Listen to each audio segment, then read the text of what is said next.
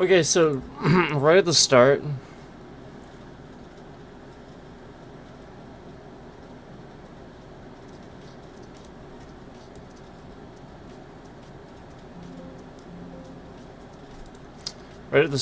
let's just let me just tell you guys about what the scammer just did, okay? Because I'm sure you're all already, some of you are already seeing it.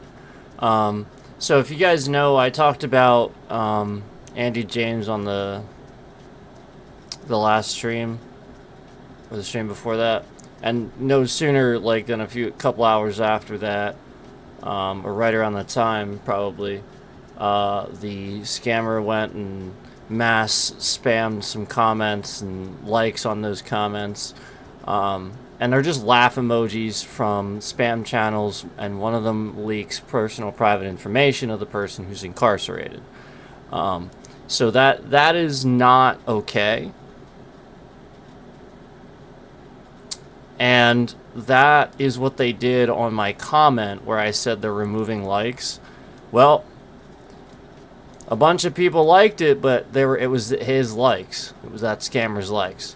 So I want to show you this image here. And as you can see, look here, as you can see, I love this, 206 likes, and you know, just fake comments, and then I obviously blacked that out. But YouTube still hasn't removed, you know, I've reported that. Again, I don't care about real Jeffrey Epstein and Ray Don and Donald Trump and Team YouTube. I don't care about those. What do I care about trolls?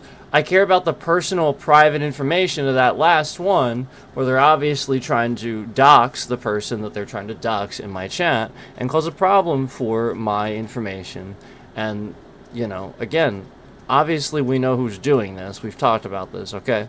But I want to really reiterate the fact that that's on there and YouTube still hasn't done anything about it. And I've reported that. I shouldn't even have to. But even at this point, it was there for 2 hours. I mean, that'll just sit there forever if I don't sit here and like spam report that stuff. Like if I just report it once, it doesn't do anything. And then they try to act like you only need to report it once. It doesn't do anything. And meanwhile, every second that's there, it can cause damage.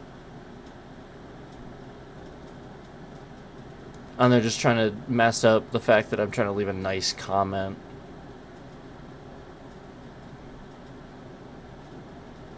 You know what I mean? It's really messed up. So anyway, I just wanted to talk about that, you know, like that's essentially what the scammer is doing here, okay? And right as soon as, you know, like I mean, again, I just saw it right in my alerts the very moment I get off stream. So I just wanted to show you that's going on. Like literally, it's just endless.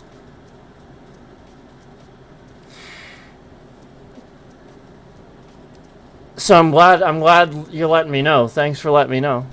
So we again have another subscriber here. This shit is broken. I have been subscribed for way longer than 5 days, and it would not let me comment until I tried 7 times. Yeah, I know. And again, the reason I even have to do that is because there's somebody hashtagging that person that they try to dox in that comment. And again, it's just the same thing in my chat over and over, and just spamming my chat with all these accounts. And again, because YouTube didn't do anything about this stalker that's doing all of this. So it's literally a stalker on YouTube. They've been doing it for like years. I mean, they try to steal my entire channel, and they're reposting it. I mean, I can show you email upon email of stuff where YouTube knew about this and didn't do anything. Anyway, let's get down to business. Let's get down to business. We all know who that is, but let's get down to business. We've talked about that at great lengths. We're not going to talk about that here. The title is what we're going to talk about, okay? So I apologize that 6 minutes in, 6.5 minutes in, we're finally getting to that. But, you know, there's these videos circling around. These guys are doing interviews. These ex-CIA, or maybe one is not ex-CIA. But one is, they're both CIA. Was or are now, or, you know, again, just, you know, they were both CIA at one point. One of them might be, not sure. We know John's not. We know he's ex-CIA. So anyway, they're doing some interviews, and obviously, like, you know, obviously I raised some points about some topics before. But let me talk about the very serious topic that is prevalent in everything that I've been trying to talk to you guys about. So, as far as I apologize, freaking burned my hand before the stream. With everything going on, I also burned the crap out of my hand before the stream. So, if you see my hand wrapped, that's why.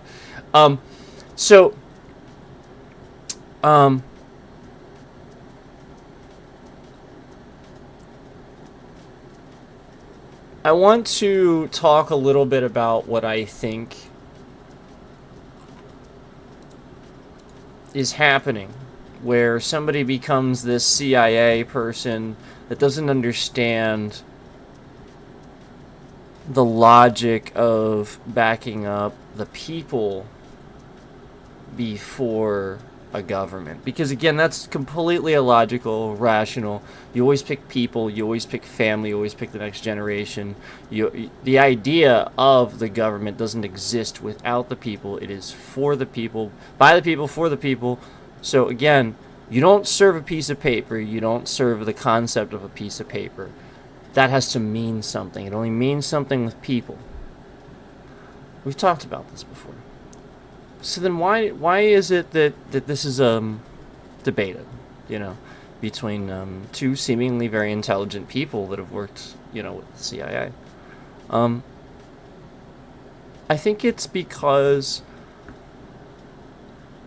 of again, it's a way of looking at things. One person has a way of looking at it that allows them to override what can happen to the brain when you're taught certain things.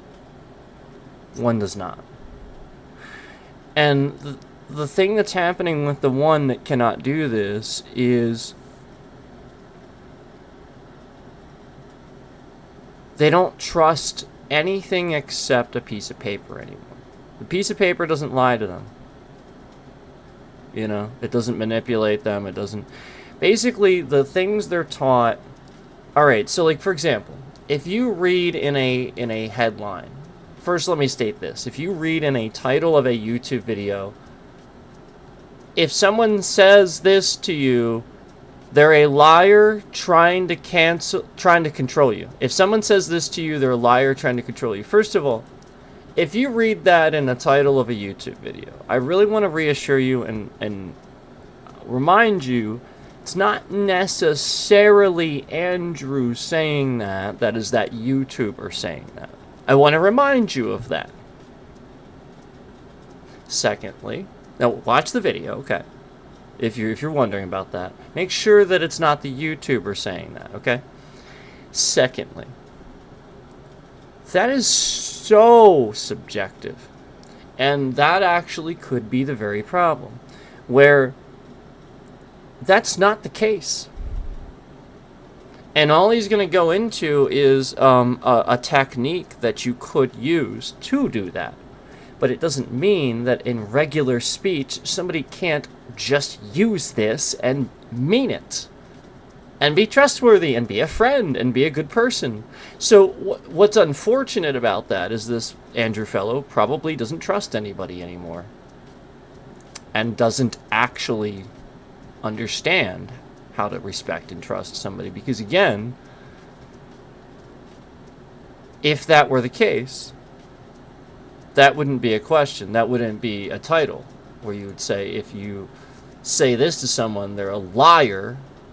If someone says this to you, they're a liar trying to control you. Not necessarily.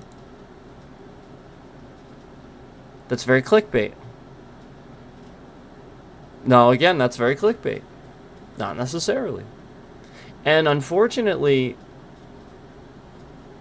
I wonder, actually, as clickbaitable as that is, I wonder if this person thinks that way. Yeah, that raises a very good point. I wonder if that YouTuber did that because they got that impression. And so that raises a very good point. I think it's really important to remember that just because you're taught these things doesn't mean you can't then learn how to trust people organically again. You have to remind yourself that it's about people. It's about, otherwise it doesn't make any sense to do that. So you are inherently manipulated by these techniques yourself. Like, essentially, you know these techniques and what they're capable of, and now you're manipulated by them, where you will no longer trust anybody because you think they're just a CIA operative. Oh, you're CIA, aren't you? I'll bet you're KGB. Oh, you're a Russian, aren't you? You know, or something like that. And hence why he's in an interview complaining about John working for Russian state media or something like that. Like, who cares? Really? Who cares? It's just a job.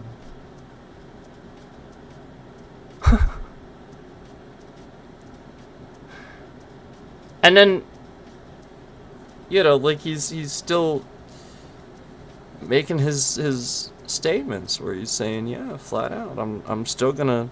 And I love that he wanted to make sure he could have his freedom of speech and stuff like that. Like the whole point is that, no, like, it's not. That guy is very manipulated into thinking anything Russian's bad or something like that. You know, it's Russian. No, we just talked about this. You don't do that.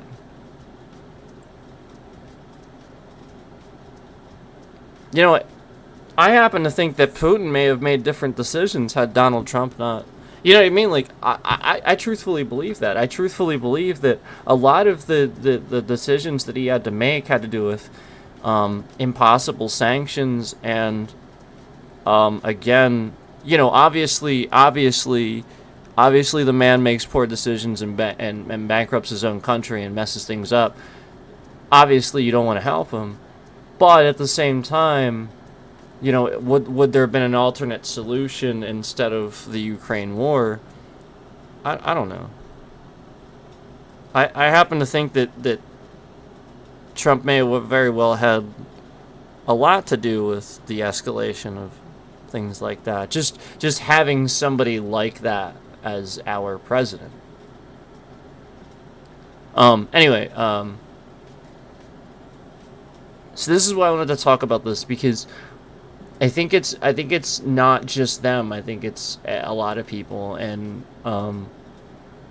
the concern is that this is possibly more of an issue where more people would think this way, and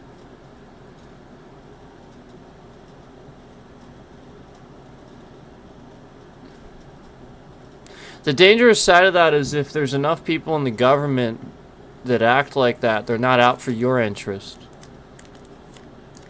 Or even really theirs. They're out for the interest of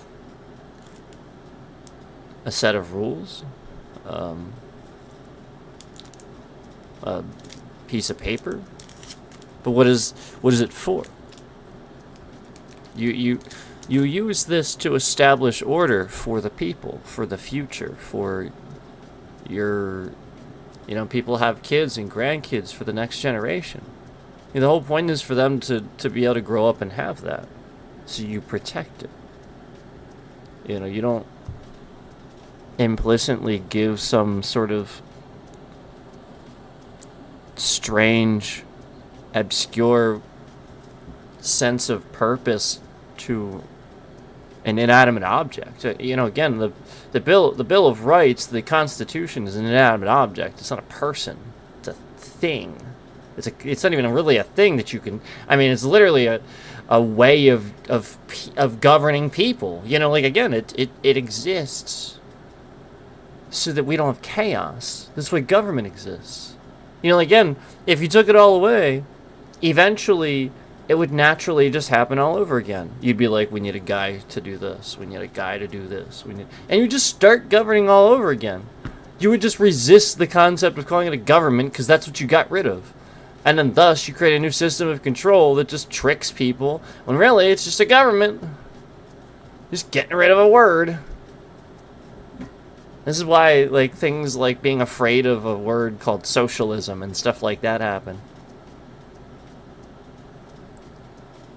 Oh, wow, let's read these. We have some comments here. These losers are beyond worthless. They need to be exposed at this point. Oh, the scammer? Yeah. I believe the CIA and FBI are a bunch of lazy-ass employees who just want a paycheck, not here for the better of the majority, just better for the minority. I agree to a point, maybe, some of what you're saying, but tell that to some of the guys that are, like, in other countries, almost dying. I do believe there are good people in those fields, but they're being silenced. Okay, that's more accurate. I like hearing that. Yeah. Russians sacrificed the most lives in World War II, and that is a fact. Is it? I didn't know that. Without Russia, we would have never won World War II. And I despise Putin, but the Russian people are not evil. Is that a true statement? I don't know how true that is. Is that true? Body count was, I mean, yeah. World War II, no, I mean, like, I know. It was. I mean, it could be. I believe you. I just never heard that before. I don't think.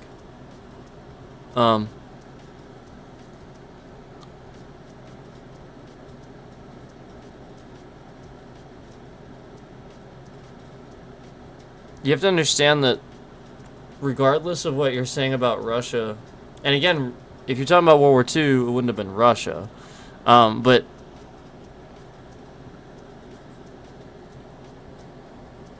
wasn't it USSR? It was USSR for a while. The Soviet Union, like, I mean, the Cold War, like, you have to understand the Soviet Union, like, I mean, that was the longest war we had. And the Cold War, like, the Russians, the Soviet Union, like, you have to understand, like,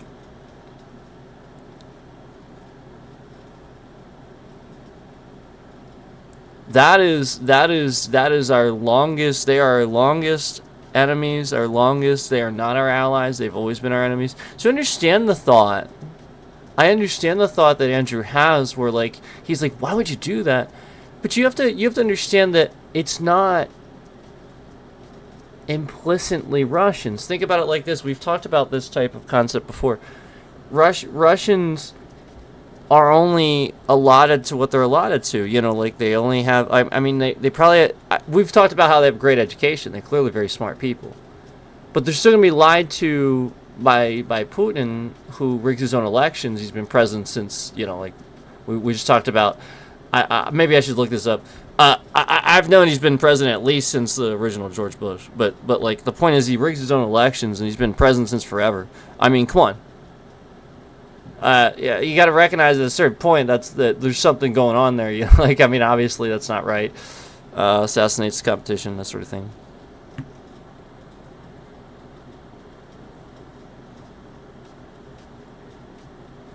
To be fair, not all Americans the same way either. Yeah, exactly. So, like, the point is, it's not the people. It's what it's what their government allows them to have. So therefore, it's very important to serve that government. But it's for the people, and therefore you have that example of when, you know, if the government's not firing on all cylinders, the people aren't led right. So they may be even led astray and lied to. I mean, flat out in North Korea, they have a totalitarian society. We just talked about this in the last stream. In North Korea, they have a totalitarian society, and so much so that they are lied to. Everything is the U.S.'s fault. Everybody there believes. I mean, we're talking about a country that's probably as big as, like, Connecticut, one of our smaller states. Like, isn't that as big as North Korea or something like that? Like, it might be bigger than that, but not very much. Like, it's a small state, you know. I mean, like, I don't know, maybe Maine, but I feel like I'm giving it. I don't know. I'll be honest, I don't know. I just know it's not like it wouldn't even be a big state, you know. So North Korea is small, and their people actually believe that they're the world power. Kim Jong-un doesn't, like, defecate and stuff like that. They believe the U.S. started the Korean War. They believe that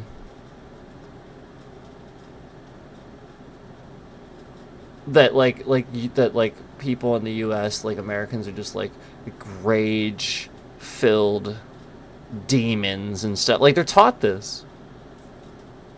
I even used the example that a lady recently went on you know, some channel and was like kind of, you know, whistleblowing, defecting, that sort of thing from North Korea, and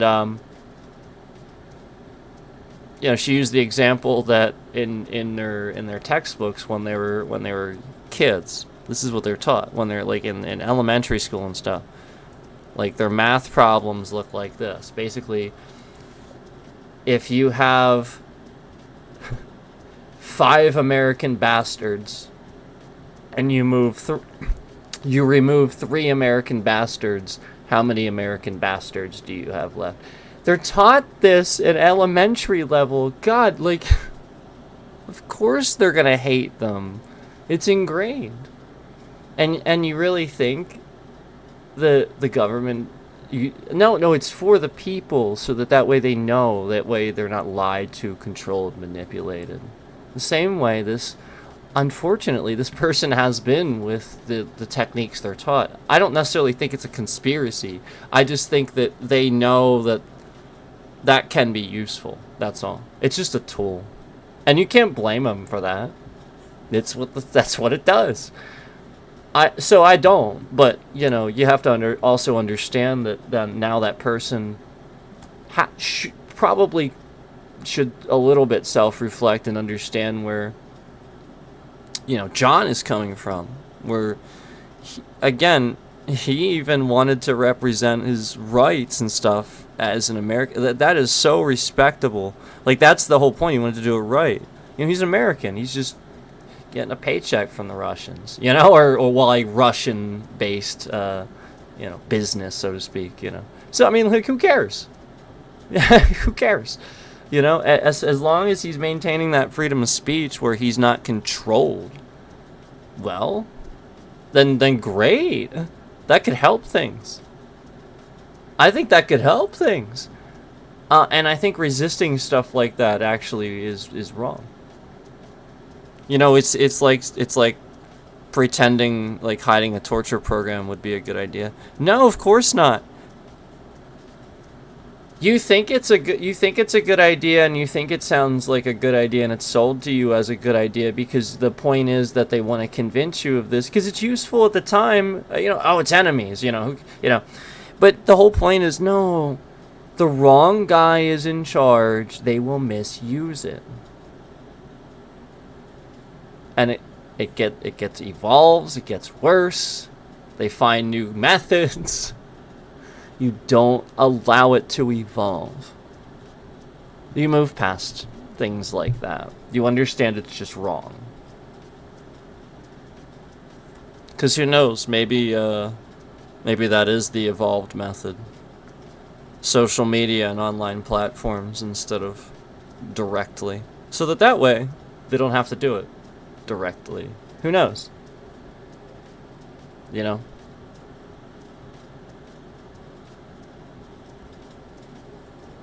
Are we just just, you're probably just like, wow, I can actually type in chat.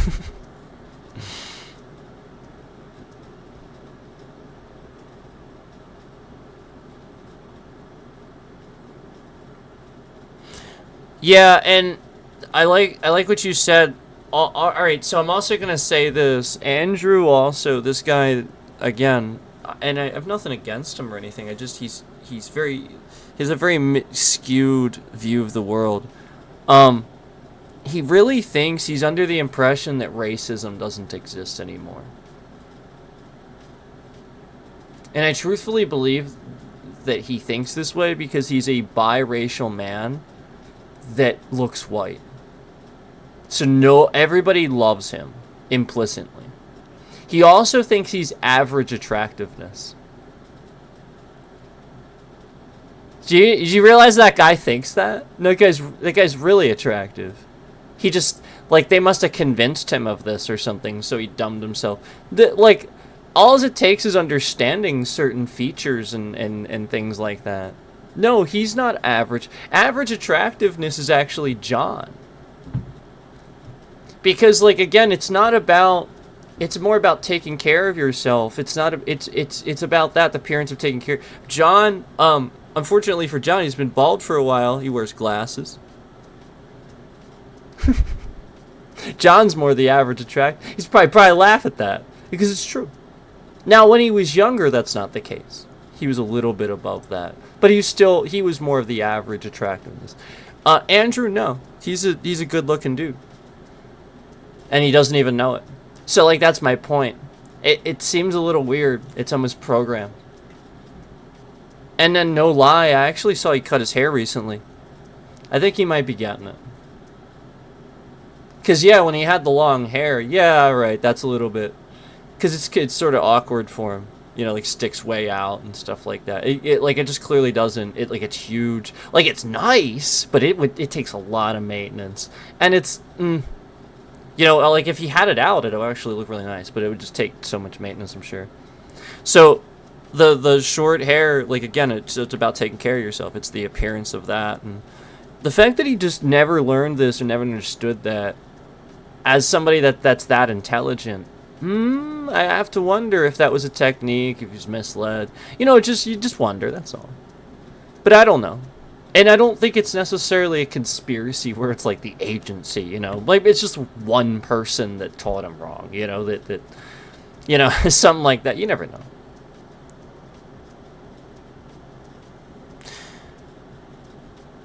Yeah, you have to understand racism doesn't go away because it's just bullying. Understanding that racism is what a bully just picks. It's a bully. It's just a bully. They're just picking something. So yes, we label it as racism and it actually causes a problem. Believe it or not, it actually is the problem. You have to call it bullying. If you subdivide it and you start labeling it as all these things, you get all these really angry people at these concentrated things. You have to call it bullying. Nobody will do that, though. Because part of the problem is we've had the problem with slavery in this country.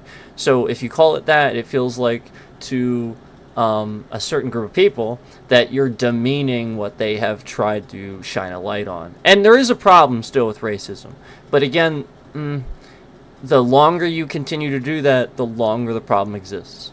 You have to backpedal. You have to be willing to meet halfway with everything's moderation. Everything in the universe. It's even how the Fibonacci sequence works. Bullying is just judging, yes.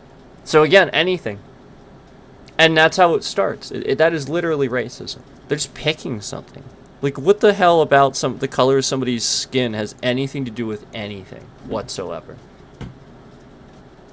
It doesn't. You know, like, obviously. It's literally just the way the light reflects. That's it. Literally the way, boy, the way the light reflects, man, I'm just gonna pick that. And you're a less of a person. No, like, what does that mean? You know, and it's the same thing where people assign colors to gayness, and you're gay if you have a pink background or a pink shirt. What? So again, the way the light reflects, you're gay. Like, you're probably gay. Like, you're probably gay. Like, that's probably what it is. Overcompensation. So, yeah, a lot of times that's the tell. That's the tell, and that's how people manipulate them. And then the bigger bully ends up winning. The smarter bully ends up winning because they're showing their hand. And that's how Trump gets used. Because it's just a bully showing his hand all the time. So smarter people that know how to do it, unfortunately, that would have taken advantage of that situation since forever ago, like Putin.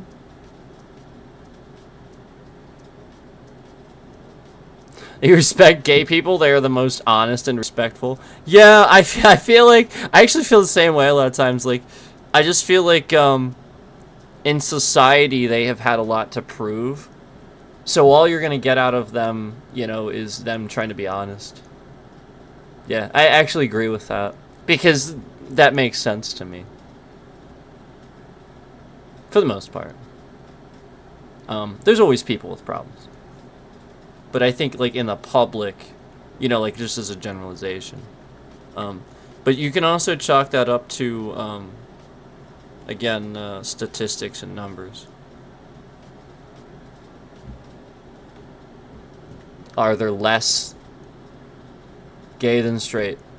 And if that's the case, well, then there's less numbers. Yeah, I mean, that's statistical. But anyway, we shouldn't sit here. We shouldn't... I'm not going to go down that road too much.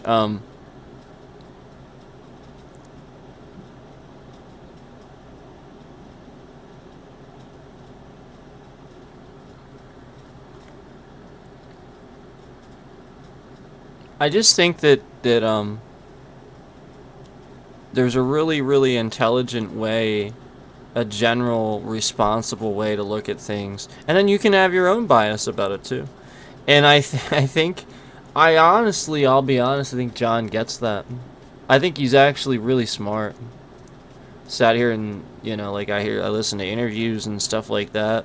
And he can do that, too. It's very rare for a person to possess the ability to be unbiased, but also then be able to take a step back and take a look at their own bias and make sure it's correct. It's basically unheard of. You know, and that's the stuff that I've been trying to tell you guys that almost nobody can do, that everybody sort of needs to learn a little bit. You know, the middle of the road take on everything. The ability to separate yourself from the equation, to put yourself in that person's position. That's all it is. It's literally, it is that basic. And we're taught this, but I don't think anybody really focuses as much on it as they should. It's a matter of caring.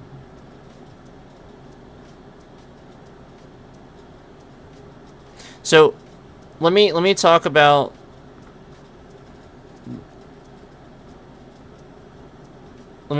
the thing, and then let me also tell you that you are constantly doing the example of the thing that I looked up before this. You know, like, again, there was a manipulation and stuff like that they were talking about. And let me just also state that you're pretty much doing that in my chat at great lengths right now. the very thing that I so it's the manipulation tactic that he thinks that, again, everybody has this. Obviously, I'm not going to sit here and judge you, you know, because it wouldn't make any sense to do that. You just randomly showed up, and stuff like that. So, like, that's kind of what I wanted to call out, is exactly what you're doing, where you might just have, you know, the same viewpoint and might be actually agreeing with me. You know? And so here you are agreeing with me. But, you know, again, what Andrew would probably assume is that you're a CIA operative or something like that, and you're using that very thing to try to see if it'll work. Yeah, or whatever reason you're doing it for. Yeah. Anyway, let me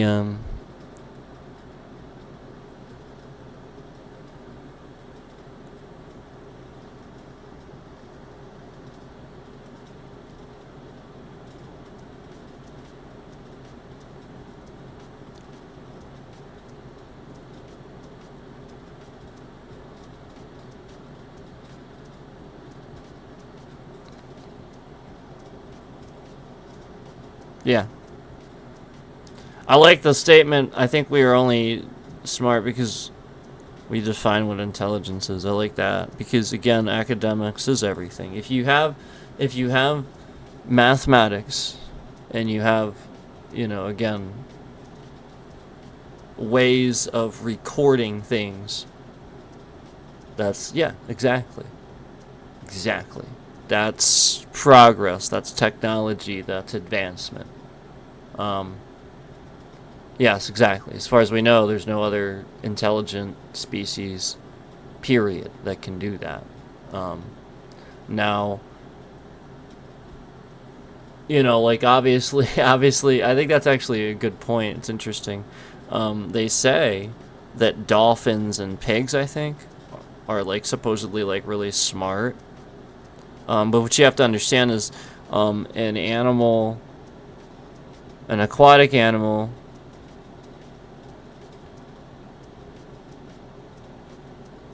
because of those harsh environments, lack of oxygen, stuff like that on this planet, that's why they didn't evolve. So we evolved on this planet because of our environment. Their environment very harsh, so they're confined to it. Like we can resist seasons. Like even if you think about animals and stuff like that, a lot of times, like the whole point is, um, like they migrate. They have the same problem. Like but the point is, we're intelligent. We found ways to evolve. We build. We adapt. They do the same thing. They build things and they sort of adapt, but it doesn't look the same way. It's not organized. They can't count. You know, they know how many little. Well, actually, they don't. That's actually a good point. That's how they lose like a cub or something like that. They can't count. So they'll recognize them, of course, but they can't count. So like things like that, and so I think it's important to recognize that we exist. Again, using intelligence, you can extrapolate whatever you want out of religion and stuff like that. If that's what you, how you want to look at things and stuff like that. Just don't go too crazy with it, because you do go too crazy with it, then it is the wrong message. It controls you and society, and it's not what it's about. It's about evolving. It's about protecting. It's about sustaining and creating the ultimate society eventually. Like that whole concept of we don't have to worry about anything. Wouldn't that be great?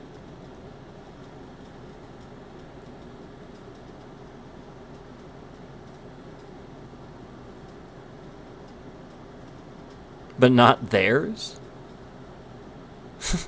What do you mean?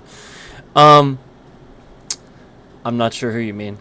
It's okay. We don't have to. That's fine. Um so anyway, no, that was a good back and forth. I liked the conversation there. Those were some good points, some good topics to talk about as far as you know, the evolution of where society should be. Because I've talked about that before too, about how I just think that people as a generalization are dumber and becoming devolved, especially men, because of societal problems and politics, and this is ridiculous. I mean, you know, you can't you cannot allow people to dumb you down.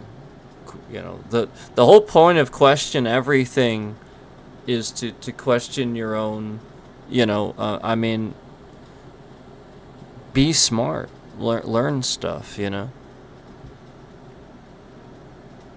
So anyway, as far as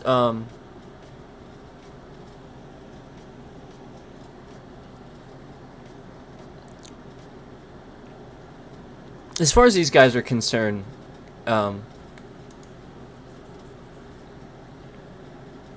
again, the concern is just the concern is just that I hope that, you know, Andrew understands that it's not about a piece of paper and a set of rules. You know, it's really not about that. It's about why they exist. It's about the fact that they serve, you know, the next generation, the order of the fact that you can establish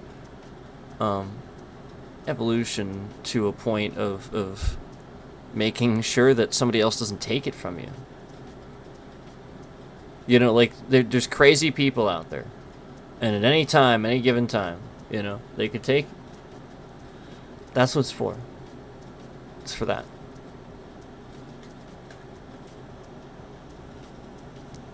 So if you don't have that piece of paper, you don't have those rights, those everything exactly the way it is for this country, you know, the Bill of Rights, the Constitution, you give wiggle room for an enemy, for a plot, for even an inside job or something like that.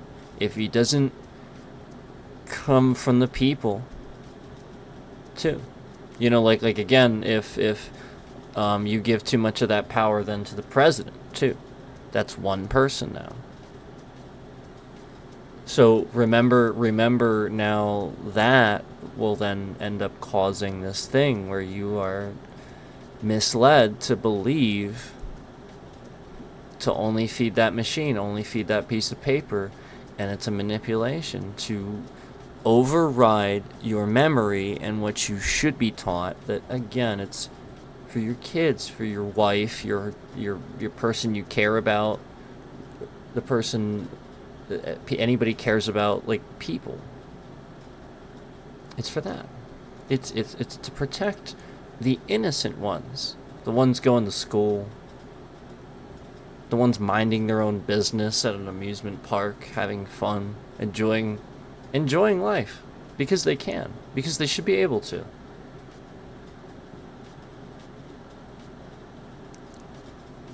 Because, you know, an orange man shouldn't be able to come into office and basically destroy his country, making poor decisions.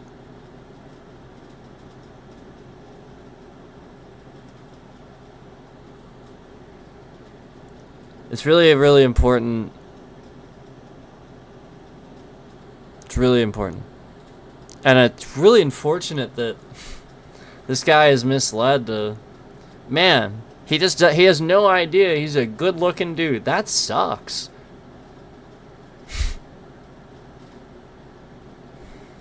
Really messed up, man. I'm not even bi. I'm not even gay. I'm not even bi. I'm completely straight. And even I can recognize that. The guy could have been an actor or something. Easily. Have you seen that dude's jawline? Have you seen his teeth? Have you seen that dude's beard? Have you seen his complexion? He don't even need makeup. No, he takes care of himself. Again, attractiveness. The intelligent way to look at that is that any person that isn't fastidial, that is worth your time, is going to look at attractiveness the way you should. An intelligent, smart way, where they have learned that it's not about cute features or something like that. It's about how well they take care of what they have, so that they maintain that. You know, everybody someday is gonna look like shit. Okay, so how long can that person get, you know, get to have you looking as good as you look? That's all, you know. And do you look better as you age? Some people, man, they pull it off. I don't know how. I think that guy's actually one of them. So that's a shame that somebody's telling him that, because he seems like one of those guys, or he, you know, look better as he ages, sort of thing. You know, because he's getting those features. You know, like it's just about taking care of yourself, man. So that's just all. It's sort of like the mistake people make about dancing. Now, I made this mistake because I was once an awkward nerd too. But then I learned, that's the point. If you're an awkward nerd, okay, you're still dancing. No, it's the, you know, again, you have to not care. You have to just do it. And if you look stupid, maybe somebody else will join in, because that's the point.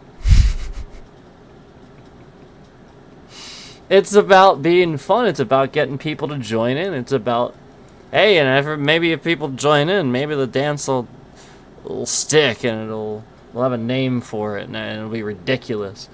Again, it's the point. You know, there's some downright freaking goofy looking dudes that some guys would be like, man, that dude has a really attractive. I remember John Krasinski one time. Yeah, everybody knows John Krasinski is married to Emily Blunt. I remember he told this story the one time about how he I don't know if it's made up, but like, you know, he's Jim, you know, like and then one day he wasn't, you know. The whole point was he took care of himself. You know? But I'll never forget the hilarious story he told about how he went to an airport in some other country or something like that. And they didn't know who he was, but they were asking him like questions and stuff, obviously, like they do. And like, I guess he said something to the effect of like the guy wanted to know like who his spouse was, because I guess he was there to support her, you know. I forget exactly what movie it was, but it's not important.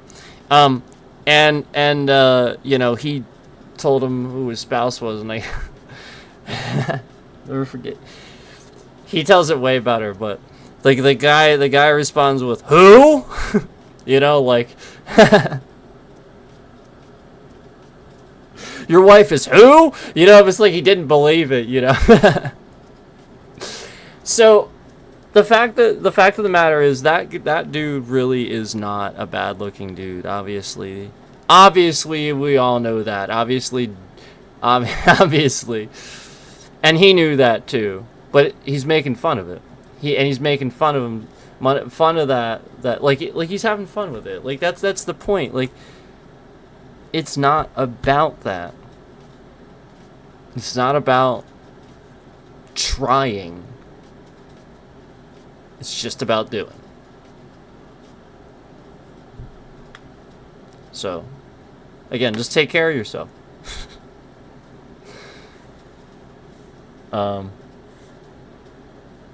And, you know, you can tell that guy does.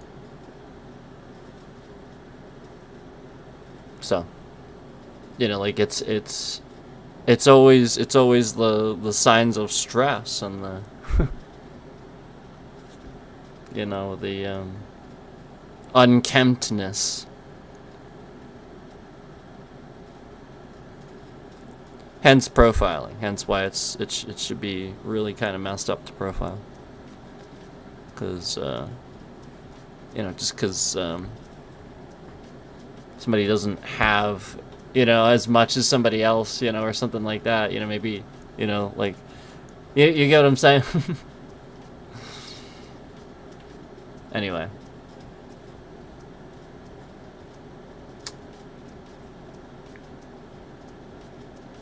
If you kind of grow up as a biracial, like, person, and, like, you always look white, you know, like, everybody sort of treats you like you're white and stuff, like, they won't know. Most of the time, they won't even realize it. They won't even acknowledge it. You're a white dude to them. And so this person was just never treated that way, you know? I mean, it's true. Walks into a room, he just looks like any other white dude. I didn't know he was biracial until he said it. I truthfully had no idea.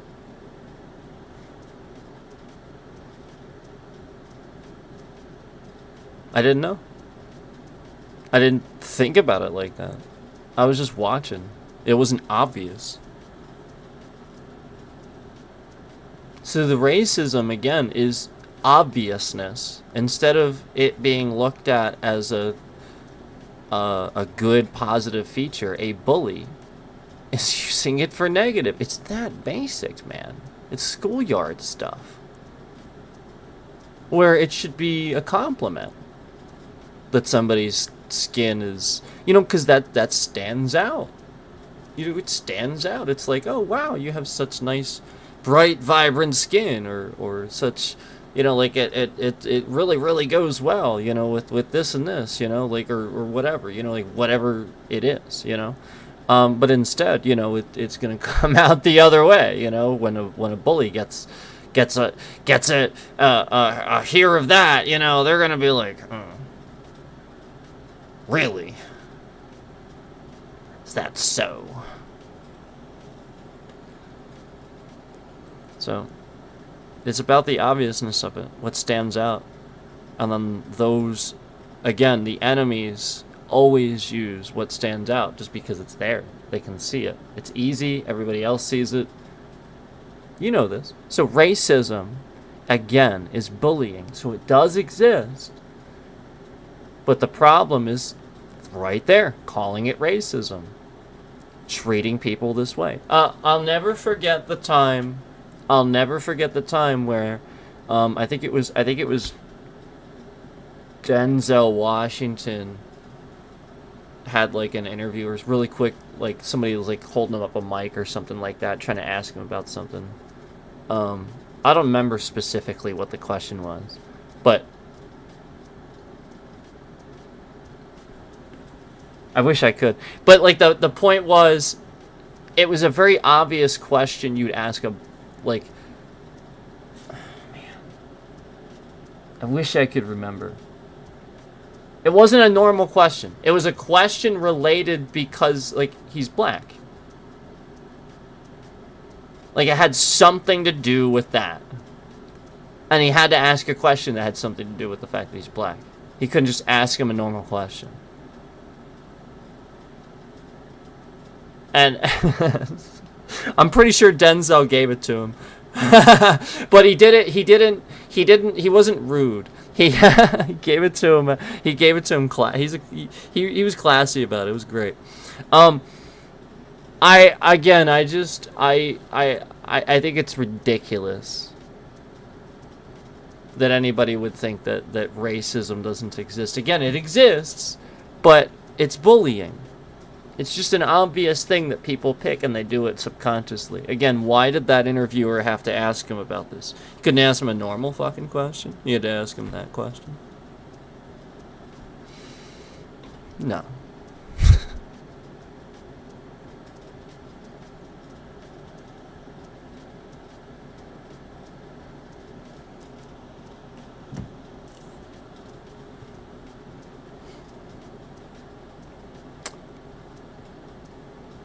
I could see if you're talking about the problem, like me. I could see if you're like, all right, well, how many, like you ask them a bunch of normal questions, and then maybe at some point you say, so how many ridiculously stupid racist questions do you get all the time? Like, or something like that, where you're trying to help draw attention to it. Okay, I could see that. Maybe. But again, you're still talking about it. Like, I think it's really important for interviewers and people to remember that you need to not talk about it. It shouldn't exist. The concept of racism. It's just bullying. Talking about it turns it into a thing. Just like religion. Just like religion. Talking about it turns it into a thing. So again, you can believe what you want to believe, but I think it's really important for people to have some solidarity, some reverence, some peace of mind with those things at times, because as much as it's okay to minister and spread joy and stuff like that, you shouldn't force, and you shouldn't make people feel like they're surrounded by this. They should have a choice. They should find it for themselves. Jeez, they're everywhere. Oh, it's because of my fault.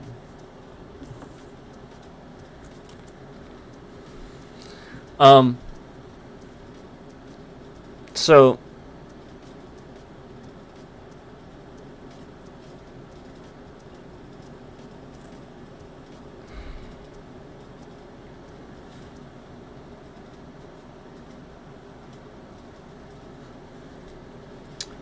I guess where I'm going with this is, remember that when you're talking about, the two of these guys, and they're working again, like they have worked for intelligence, you just have to recognize that the disagreements between them aren't that, like, they agree. They're people that should be agreeing. They see things the same way. They just have one really, really, really small thing where one of them's just wrong. And it's not an opinion. If you look at it a certain way, what'll happen is you'll allow a dictatorship or a totalitarian society to end up taking over. So we know that's wrong. So if you know that's wrong, when you start thinking about it that way, and we have all of history to show us that type of thinking causes that, it's not wrong to think that way. It's no longer an opinion. We have plenty of history, in fact, to back it up.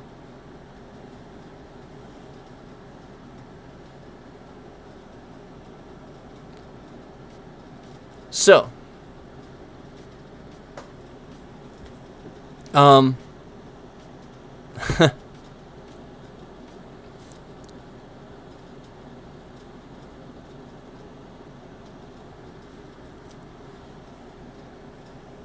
I obviously don't actually, like, I obviously, yeah,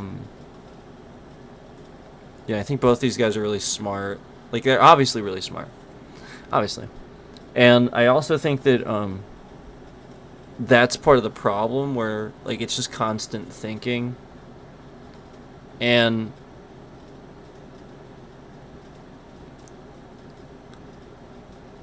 social media can have an influence on that for the younger person, where the younger person is, usually more surrounded by it than the other one.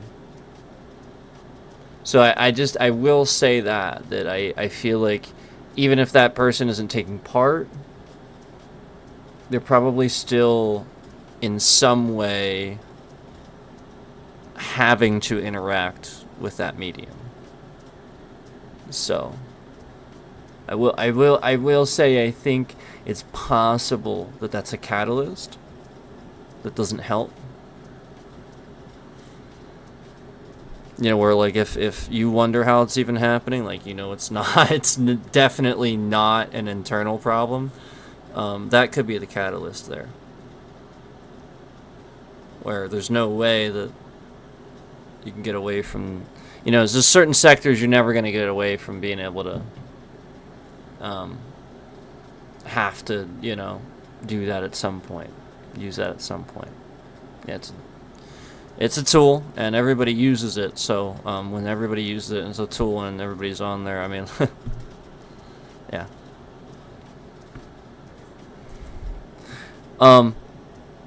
Anyway,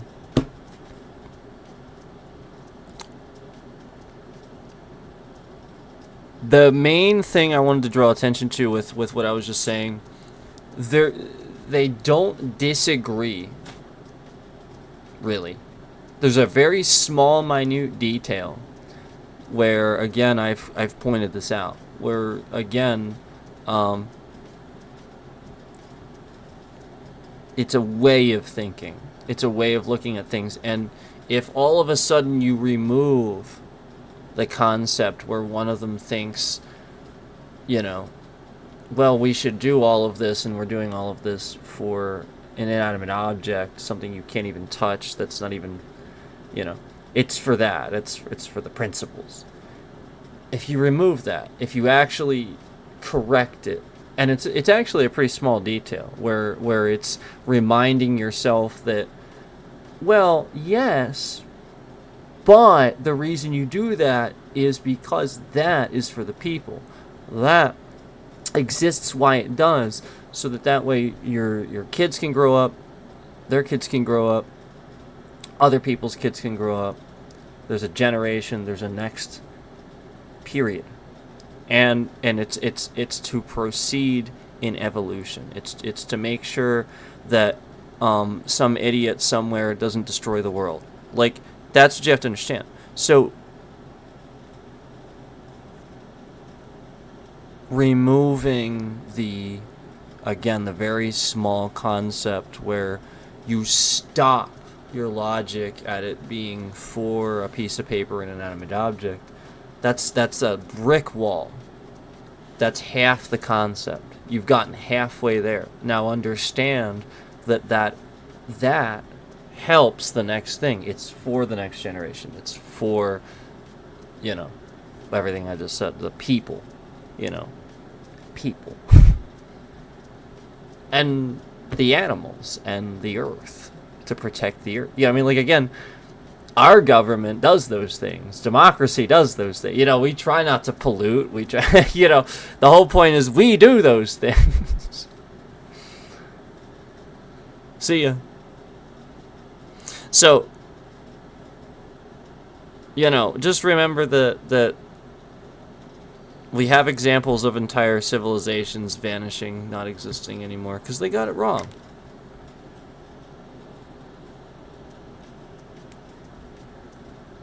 They got it wrong.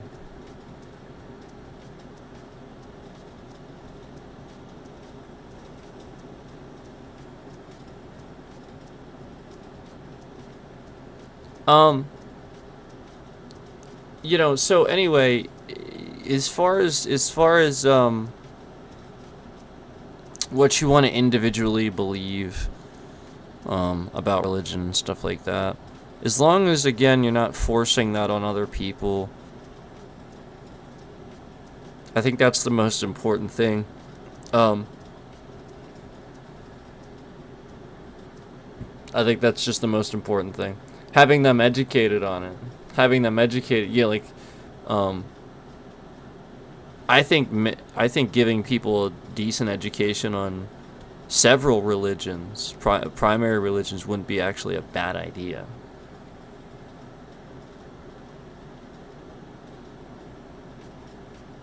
You could call it world culture, world views. But I think a lot of it is that. I think, people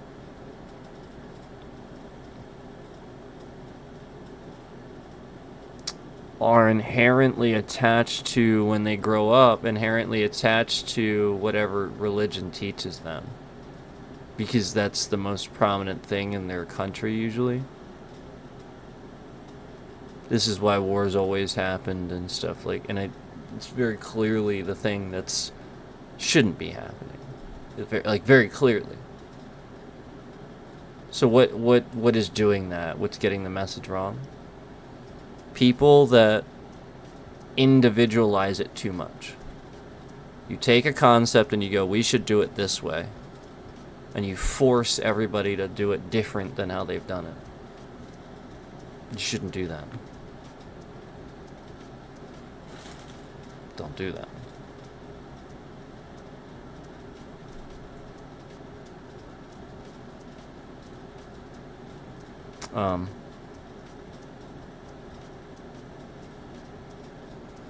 This is exactly why wars are caused and stuff like that.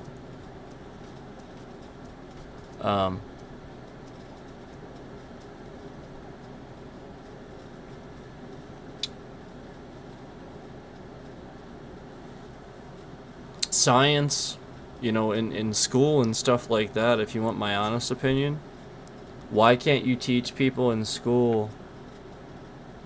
Again, I'm not talking about the Bible and forcing any Christianity or specific religion on anybody. I'm talking about why can't you in school teach somebody that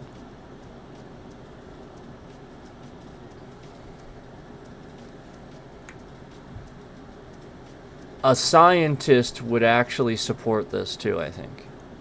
Why wouldn't you teach somebody that the Fibonacci sequence exists? And it's as basic and logical as on an elemental, organic level. When you have a pattern that makes up existence, a pattern. Well, again, what do we know about patterns? I just explained it earlier. Anything that can count. Intelligence. What do we know about that? Okay. So this exists in matter, and it makes up most things. And this is a sequence that we can say it is in basically everything. Oh.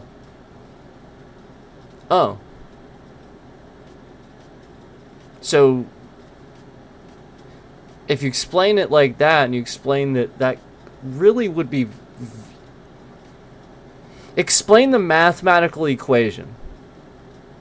Use math. Explain how absolutely almost impossible that would be to accidentally happen.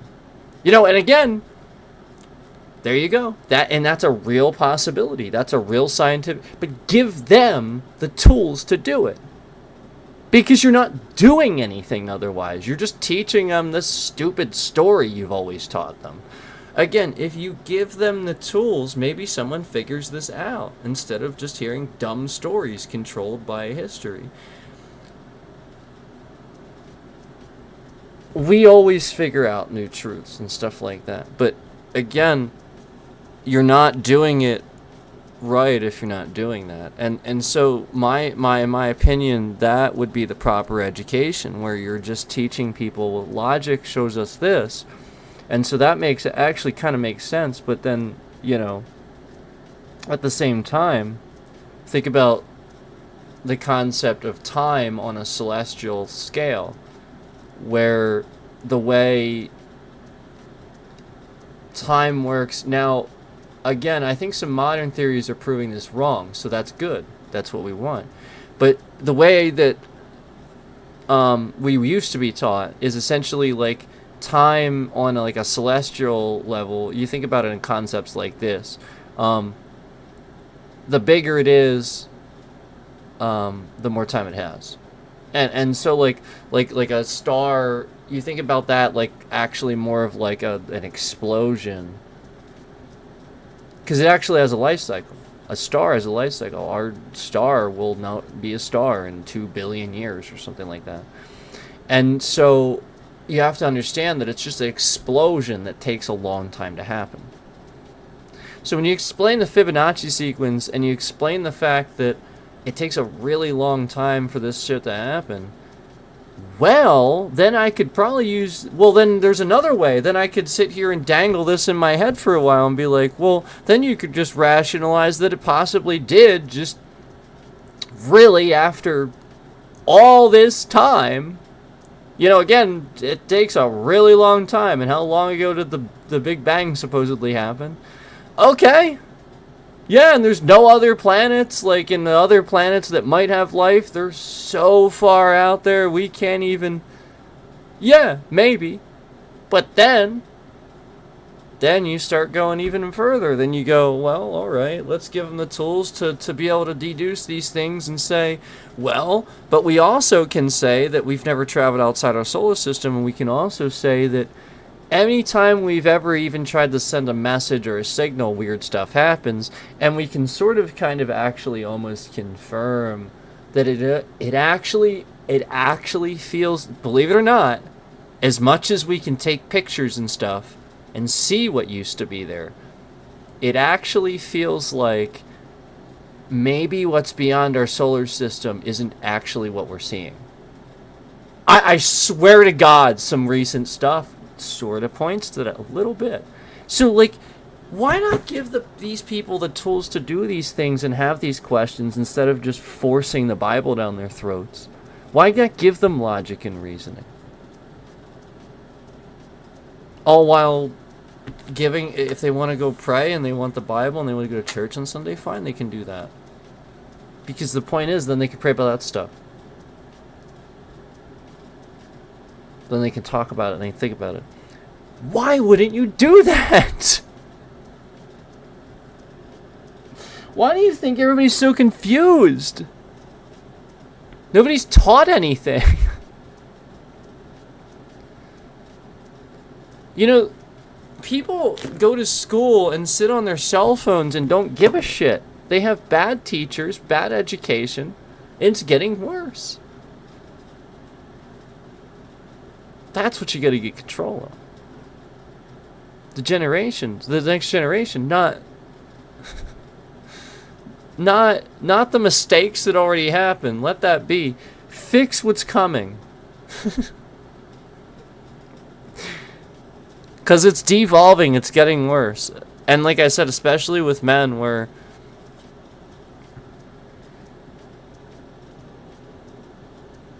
they're just, we're like, honestly, like, you have entire, again, like this family that's running the government that literally is doing illegal things, and very obviously a certain someone takes credit for undoing Roe versus Wade and stuff like that. I mean, we have to recognize these things, that our country did this. You know, that we had these issues systemically in our country. So we have to accept that's why people want to label racism and people want to label, you know, like the women's rights and civil rights in general as a thing that you do need to remember and talk about. Because the moment you don't, it repeats itself. Well, again, yes, I agree. But also teach the other side. Also teach what I'm saying. I think that is important, that we remember it because of this, and we teach it because of this, because you don't let it happen again. But at the same time, understand, yeah, it's bullying, so that way you're giving them proper education. They have it all. You know, they're not just given one side, one perspective. They can look at all of it. So thus teaching somebody how to put themselves in somebody else's shoes. Nobody knows how to do that. Nobody knows how to do it. It's not taught. When kids fight in school, we give them lunch detentions. We don't teach them how to be friends.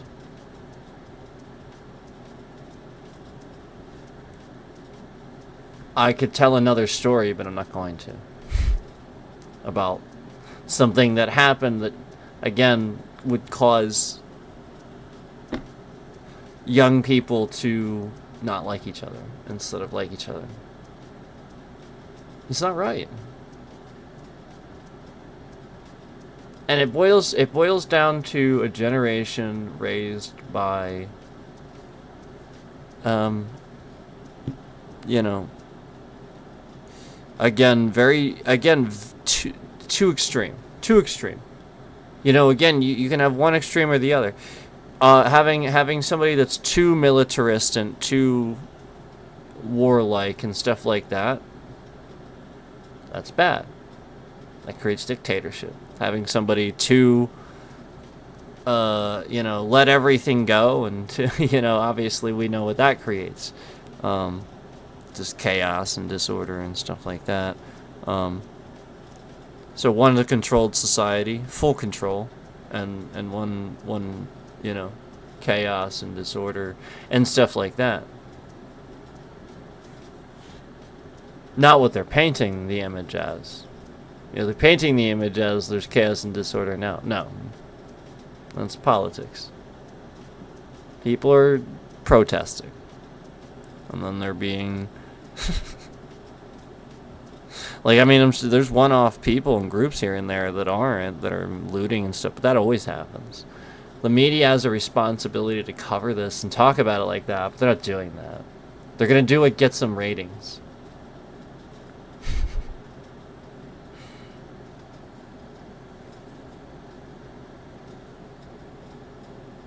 Props to the person who decided to start covering the actual drug problem instead of more ice stuff.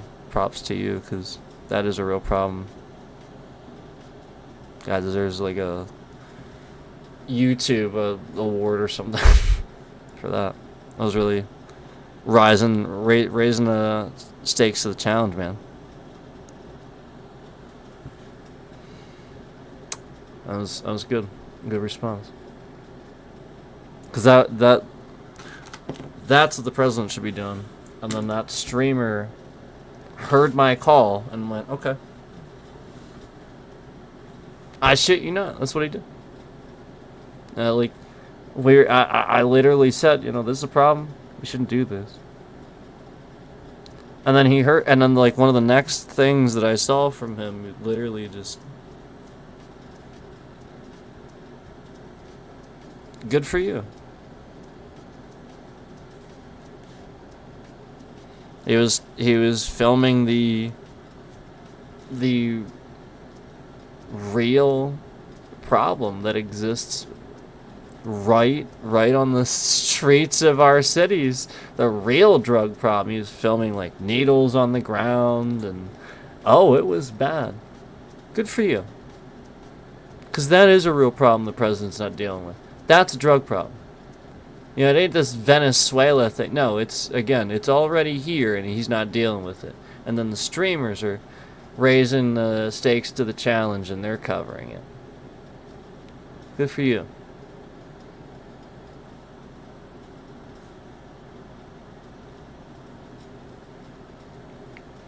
Yeah, that's what a man does. A whiny orange man that paints his face. Remember, he doesn't let you see his normal face, ever. That dude looks like a clown all the time.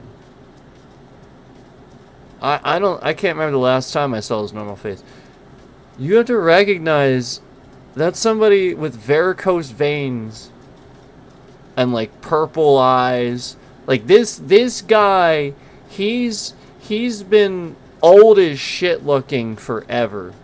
And picking on Biden. And he's not wearing his makeup for even one. He doesn't go out with his makeup on for even one day. Again, how long has it been since we've seen him? Jeez, it's been a long time.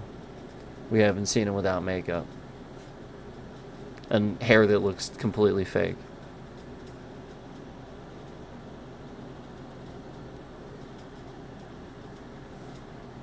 Remember all the toupees? And then like, he just suddenly one day had real hair.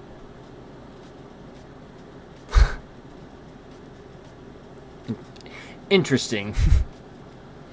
So, really rich people, they can get real hair, and it doesn't look ridiculous. Interesting.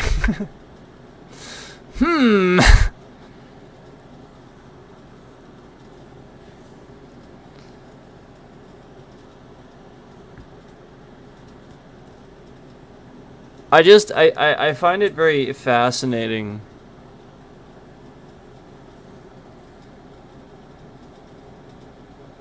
The people that have intelligence, are intelligent. They are. I'm not trying to be rude about it. It's not to be difficult. But I actually really do genuinely find it fascinating, like the amount of people that are seemingly intelligent, but don't then still rationalize a concept and a logical understanding of separating, drawing a line at the point of recognizing, again, it's not even about the fact that he's not the guy anymore. It wasn't about that for a while. It's about recognizing and drawing a logical line where you recognize the danger of his voter base after January 6th. Like, just essentially the danger of that voter base and what happened after January 6th. Or, you have a very clear... I need a drink. We have a very clear, definitive set of people destroying, looting, breaking laws. They killed cops. So, I'm not trying to be difficult. I'm not trying to be irresponsible towards anybody or anything like that. If anything, I'm just trying to help people understand that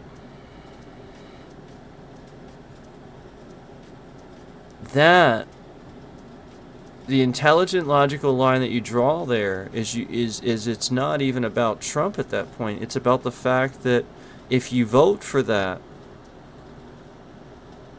you're voting for now anything that group of people disagrees with. That you would state against the president. They are now aimed at you.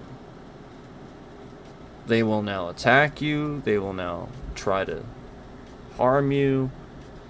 Because that's what they showed up doing. They all organized, showed up, and then when he gave the word, they attacked. I mean, it's that simple. So again, it wasn't even necessarily about him. At any point, he could have stopped that and told them all to go away. And he chose not to.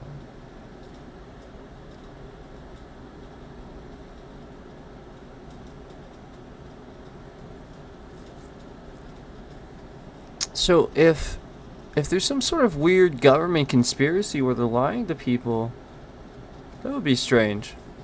Because it feels like that. Where like there's almost like this separate huge amount of people that truthfully believe that like there's something else going on or something like that. And it's as simple as that. It's as simple as the fact that you wouldn't vote for that person. You would immediately realize the danger because of the group of people, the cult. Not even necessarily the cult leader, the cult themselves. The cult leader is only as powerful as their cult. I mean,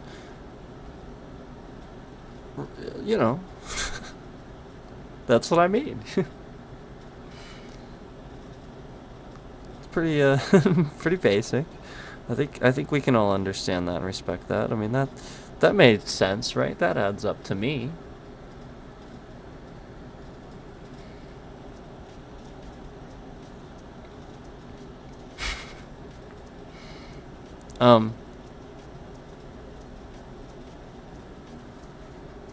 Anyway.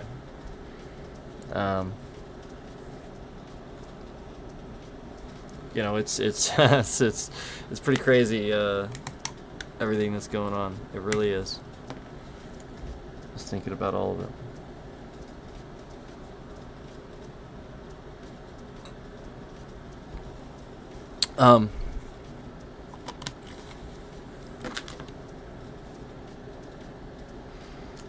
As far as these guys are concerned, both seemingly very, very intelligent and pretty much on the same page. It's crazy. and then like just this very obvious like small thing that was wedged. And so it's an example of, again, what everybody else is sort of facing too, not just them, but I think that's kind of my point is it's not just them. I do think this is more uniform, more general. Other people think this too. You know, obviously, if these two intelligent people think this, they can't be the only ones. You know, obviously, that's an answer. You know, like, that's finally an answer. That's might be a really solid answer as to why some of these folks feel this the way they do about this and are sort of misled. You know, because it's the incorrect concept of stopping your logic about being for the piece of paper, the rights themselves, and again, those, it doesn't mean anything if they don't serve people the purpose, you know, the reason they exist in the first place, the reason people, we created it, you know.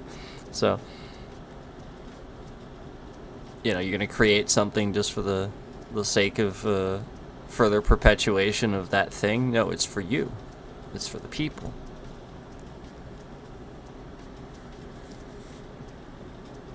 So, it's a shame that like the logic isn't like, because that is logical. There's no question that's logical. But and there's no question that person is a logical thinker too. Like I've heard him say very logical things. You know, but some reason for that, with that thing, it just stops there. And again, I do think that sometimes the social media is the catalyst. I think that sometimes, you know, these things can be manipulated. So, without sounding like a broken record, let's move past that subject a little bit. You know, still talking about this main thing. So,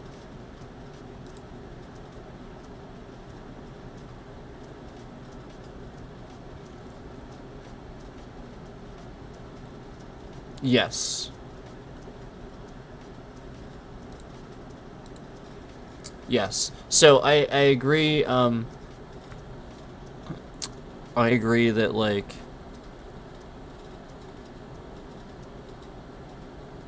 there's this big thing like we're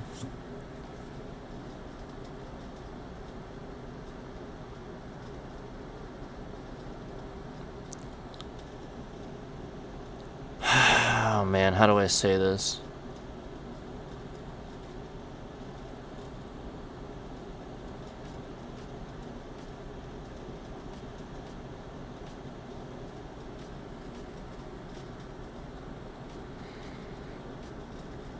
The thing that's happening a little bit with the political situation here is that you are having this psychological technique being used, and I do believe it's happening under the current administration, and I think it's being used again to make you think that everything that's happening that isn't the current person's fault, isn't Trump's fault, that it's Obama's fault, that it's somebody else's fault. And again, it's the psychological technique where all it takes is for X amount of time they say this thing, and if as long as they say it long enough in public's view, long enough, you will accept it as fact. It doesn't matter if it's not fact or not. He's just gonna say it long enough, and you're gonna slowly start accepting these things as reality. That's how this works. And that's how the fascism sets in. You just slowly accept.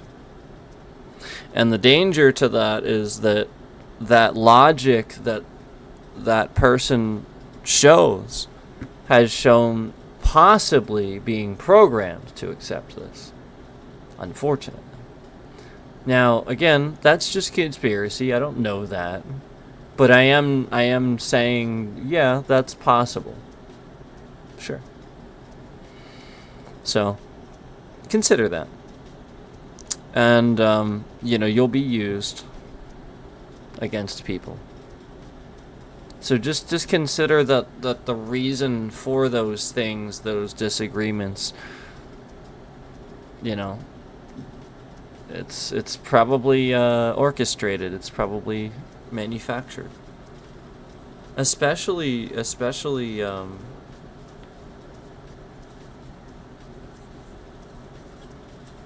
well, I won't say that, but it's probably manufactured.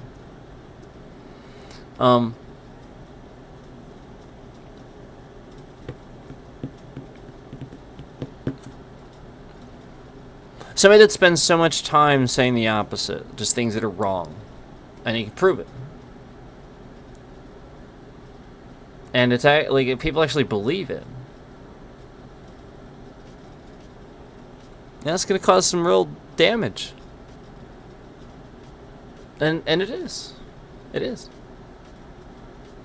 I mean, like, we could sit for hours on stream and talk about hours. It took us hours to sit here and talk about all the different things that Trump single-handedly tried to take credit for that either Obama or Biden both did.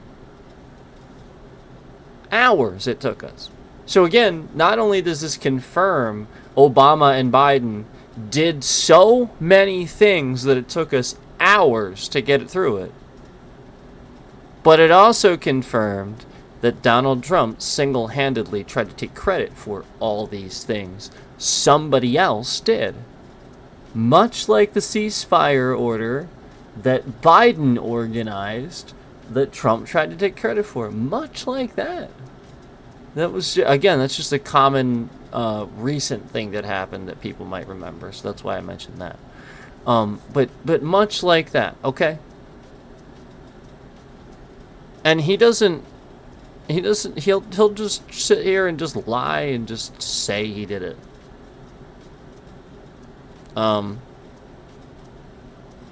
There was a veterans thing that I think he said he tried to do that he didn't do. Biden did it, and it was time to extend it, and so he extended it. So he took credit for that. So, again, the things that he's conveniently doing now that are really good things, like, yes, it's good, but conveniently now he's helping. Conveniently, all of a sudden, he knows how to help. When the Epstein files look really bad, conveniently now he knows how to help. I mean, come on. This is the same guy that when California was burning down, he literally said, okay, I'll help as long as you promise to vote for me in the next election. When California was burning down, that's what he said. Again, Obama, Biden, they'll just offer support. Any state, is dealing with a crisis, they'll offer support. They'll do whatever they can do to, try to help out. But this guy, when California's burning down, and now he's just sending random National Guard troops to cities to play tricks on people overseas. Again, it's not even for us. It's to play tricks on people overseas to convince all these people that we're just like North Korea or China or like where they literally have military on the streets and it they're taking action against civilians. No, that is specifically designed so that they can take that and show it on Russian media networks and lie about how things are going on in the United States. Literally just lying. That's why when I drive around and I flat out show that there's not active war zones going on, they're sitting here causing all kinds of problems for me. De-escalating the views in the street. Like you don't see that on specifically that stuff. Oh my god, I see it really bad on that stuff. They are manipulating that crap, and they do. They do. Which is why, again, I mentioned the thing about John. I thought it was great that he stated that he wanted his freedom of speech, doing to make sure that that maintained. Good on you for that, because, again, I still don't blame you. I mean, who cares? They're going to use... If you didn't do it, if you don't do it, some other jackass is going to do that. And who knows? Maybe that jackass is a jackass, and then he'll do something stupid. Whereas you might have some responsibility to you. You're not going to sell out the government. You're just exposing torture programs which are illegal. You know what I mean? Like, I'd trust that guy. I'd trust that guy more than a random frickin' dude doing it. You know what I mean? No, absolutely. Exactly who I want doing that. Good for you.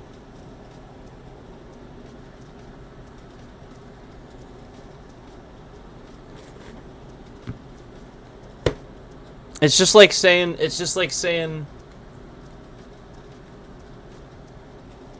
that Trump going to North Korea was a bad thing or something like that. But people that were trying to say that, I never, like, that was always, again, good. Like, I'm glad that happened. It sucked that it had to be Trump. It sucks. Because let's be honest, he can't handle that. But I'm still glad it happened. Like, it's still, again, I'm glad that it happened. But yeah, let's be honest, I really wish it would have been Obama. Obama would have handled that so much better than that guy did. And it probably caused problems for us. No, it probably did. Probably got tricked. I mean, Kim Jong-un is incredibly intelligent. Guy was educated in Switzerland. He was not educated. He was educated in Switzerland. Guy is incredibly intelligent. You cannot underestimate that. So, you got to give him that. And respect him, too. Don't... Again, that's the point. It's all about respect. Donald Trump probably just disrespects these people, and he's a buffoon. That's probably all this is. He's touching princes on their elbow when nobody touches these people. The thing where he touched him. It's like, come on, man. Why do you gotta do stupid stuff? Why are you gonna do stupid stuff? No, it should be the other way around. Don't blow up and make it not a big deal. That is a big deal. I realize in America it doesn't sound like it's a big deal. It's a very, very big deal. Trust me. More than you think. More than you know. There's probably some countries like that is front page news. Like they think that shit is hilarious. That he, again, nobody has ever. He's like, holy and stuff like that over there. Like that's the point. This guy is divine. People don't touch him. And Donald Trump. Imagine the psychological things that did to their people.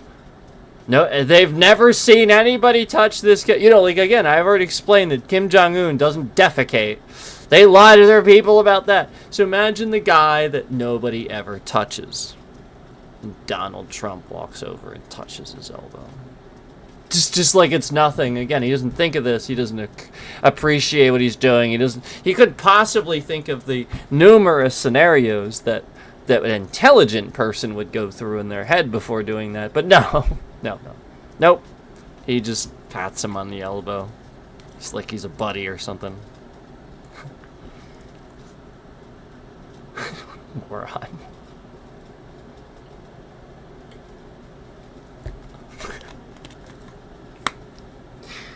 Sorry. He's just not the smartest guy in the world. And everybody thinks he's so smart. He just has so many tells where he's not. I'm sure he knows things. He's not smart, though.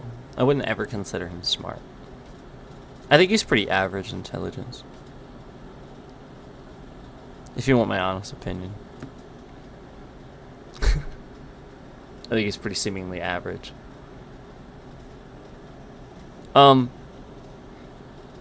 It's not somebody you want as president. It's really not. You need an intelligent person in that position. I really believe Biden, Obama, I think even George W. I think all of them were actually seemingly very intelligent. Even George W., I think he was actually pretty intelligent, pretty ethical. He just wasn't experienced. He didn't know much about government. It's not something he wanted to even do.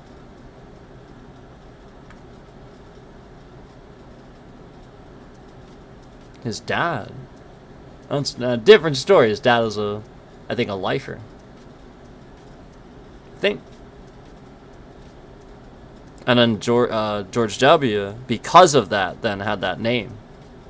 And I think he was governor for like not even that long. Was it like months? Wasn't it like months or something like that? He was governor before winning, I think. I don't even remember. Maybe not. Maybe that's an exaggeration. But I just remember it wasn't that long. But you know, seemingly inexperienced. That's kind of my point. So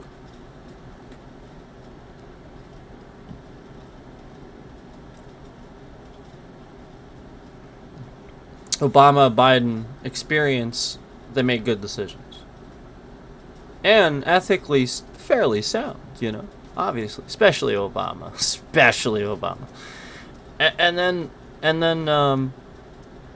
you know, again, you have George W., where just, you know, sort of seemingly inexperienced, and then he gets kind of taken advantage of, where arguably Cheney was probably giving him advice, giving him more of a, you know, backup on those things, and having a lot more to do with his administration. Because, you know, George W. probably had no idea how to do anything. So he's relying on those people with experience. That's why I always say that. And so yeah, I would have to say that's probably what happened there. Giuliani wasn't he mayor of New York at the time when 9/11 happened? That guy is insane. All the things we found out about that guy is nuts.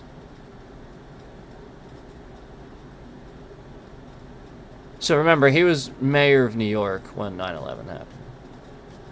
That's what something a lot of people don't realize, I think. Yeah, Giuliani. Like that nut job. Yeah. Mayor of New York. When 9/11 happened. Yeah.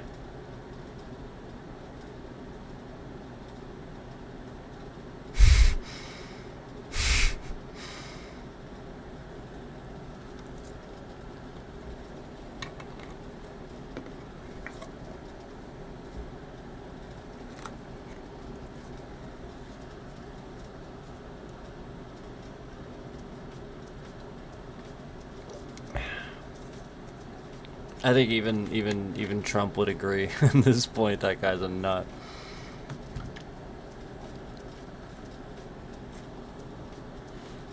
So,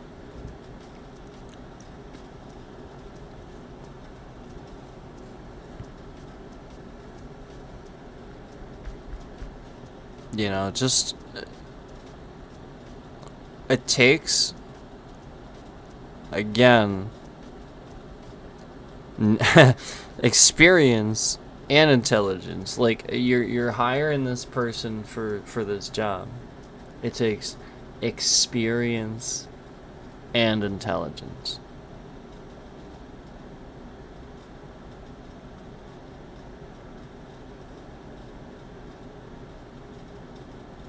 Not one or the other. You can have experience without intelligence.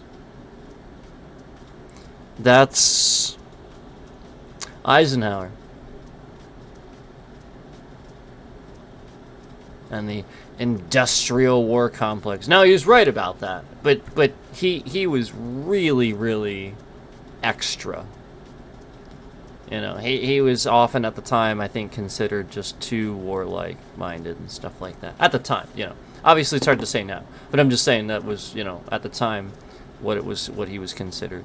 But he was right, though, to warn about the industrialized war complex. He was right to warn about that, actually. But so that was the experience talking there. But yeah, he was an example of somebody that he had lots of experience in military, so probably knew what he was doing.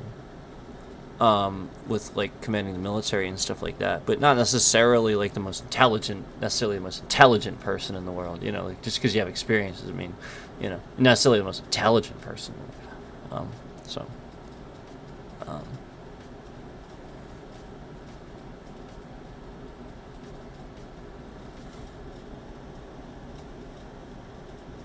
We've had examples of a celebrity president before. Do you remember?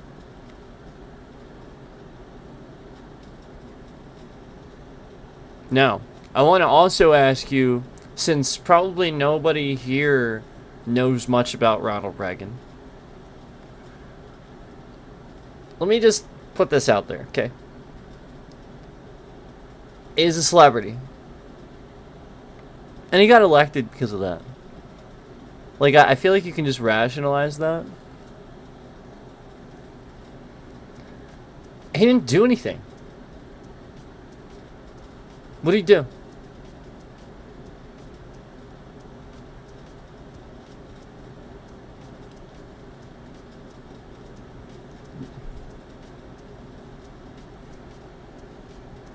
I mean, I'm sure he did some things. I'm just saying, like, notable, memorable, like...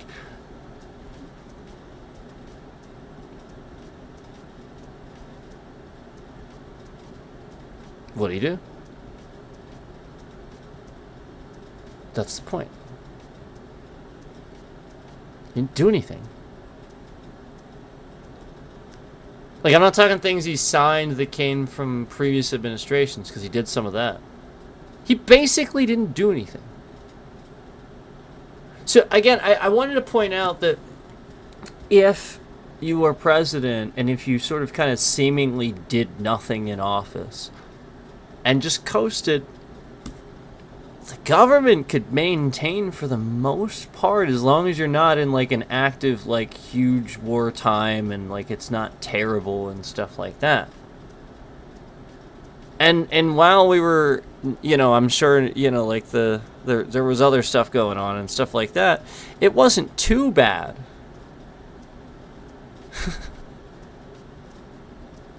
No, like, it was getting better. Ronald Reagan had a very easy, nice little coast of a presidency. And there's Gerald Ford, too. But we won't talk about him.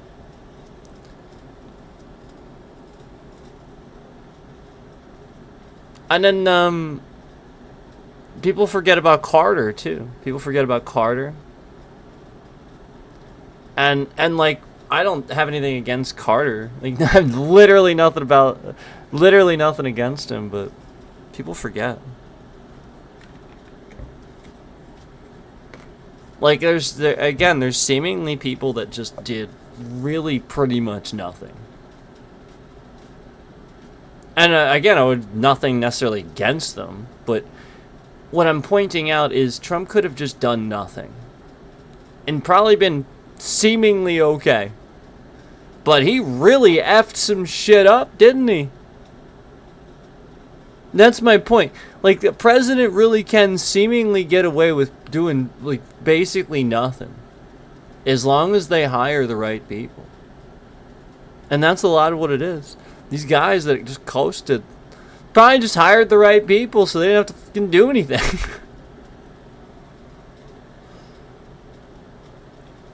I mean, it could literally just be looked at like that. Well, I'm going to make sure I hire some really good experienced people so that way I know what I'm doing. That's probably all that happened.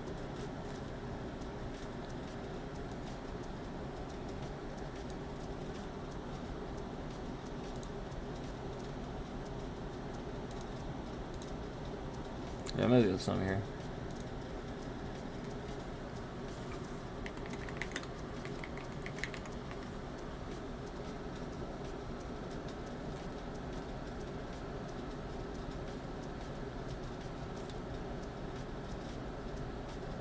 Okay, Carter was from 77 to 81. I couldn't exactly remember what time. So he was from 77. He was the 39th president. A lot of people forget about this. Like, do you remember? Like, nobody, like, I have heard nobody talk about Jimmy Carter.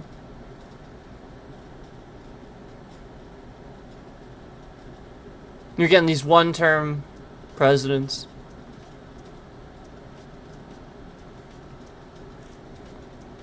So that's the point. Like, Trump is doing what he's doing so people remember his name. He doesn't care what he does. Like, everything he does, he's just trying to get in those history books. And all that guy had to do, like, his name was already big enough. All he had to do was not F it up. He would have been bigger than Ronald Reagan. He would have been bigger than... All he had to do was be the nice guy. And he's not. He is flat out not. All he had to do was show us that he was the nice guy. And not do that stupid thing where his entire base manipulated him into thinking that this posturing of doing pictures like this is what you need to do to win people over. What is this? This is how you take a picture? That's your presidential picture, not this? Or just like a... Look at Obama's! Dude is grinning ear to ear. Look at Obama's. Dude is grinning. Jimmy Carter, same thing. This motherfucker, as soon as you come along him, he's a dictator.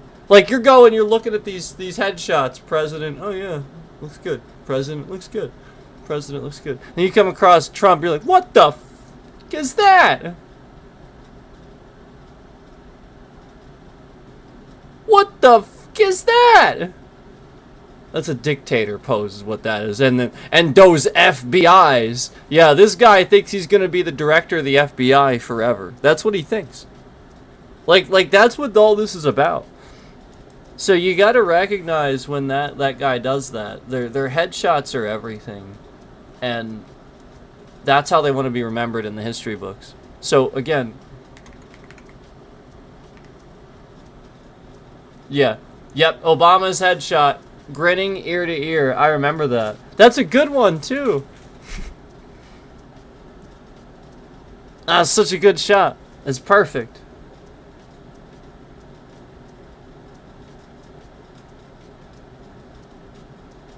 It's perfect because it's a little dorky.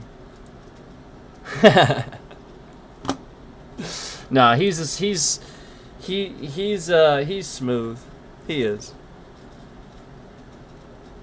He might have a little dork in him, but he's smooth. That dude's cool. That dude is cool. He likes cool cars. He's just cool.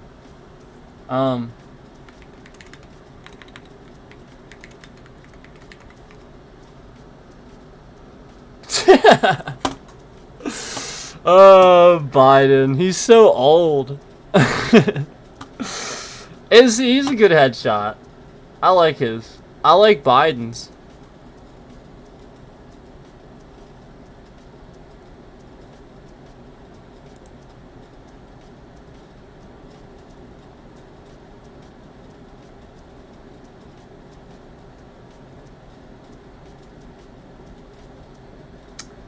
Oh, they're not showing me his headshot here. They're not showing me Trump's headshot. Did they change it?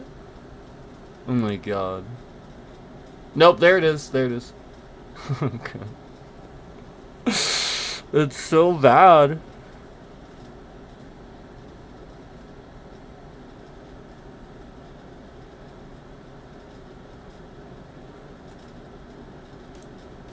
Yeah, the one that's like called like the official portrait. That's the one I'm looking at. The official portrait, that one.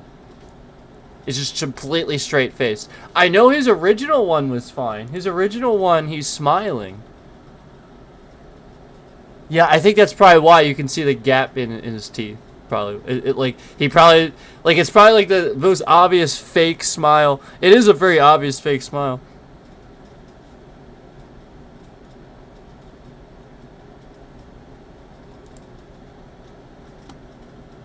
But I mean, like, how awkward is that picture sometimes?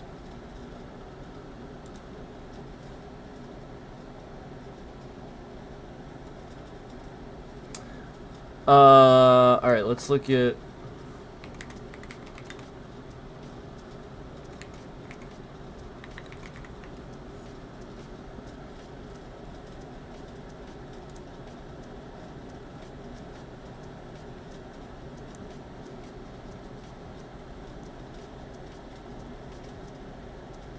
So Ronald Reagan, that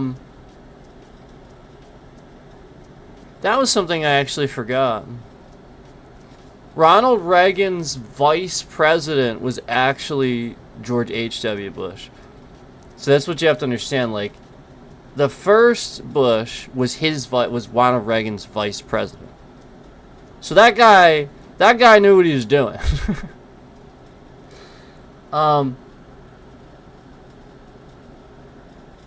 Yeah, Reagan was the 40th, and he served 2 terms.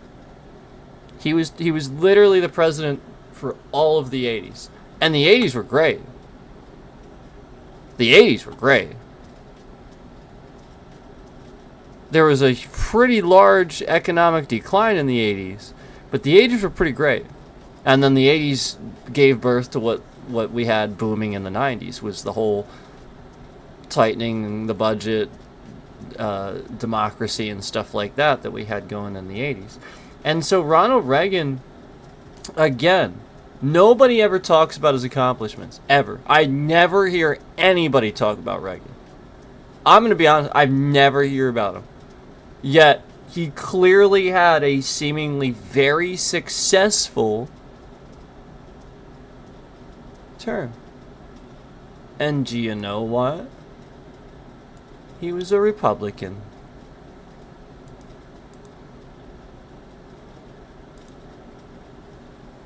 Yep. So again, you have examples of Republicans that were conservative. You should listen to some Reagan speeches. The guy could talk. You know, like, again, I'm not crapping on him. I'm not trying to say he did nothing in the sense that it's bad. I'm saying he trusted the people he hired. He didn't have to do much of anything. Because he hired seemingly really good people to do their jobs. I'm just saying we've had examples of decent Republican leadership in this country. Why the hell is it so hard to see the comparison and go, yep, Trump's normal, totally fucking normal? Go look at any speech that Ronald Reagan gave. This guy'd be rolling over in his grave. He'd want to shoot the guy. He'd be like, what the hell? This guy's president?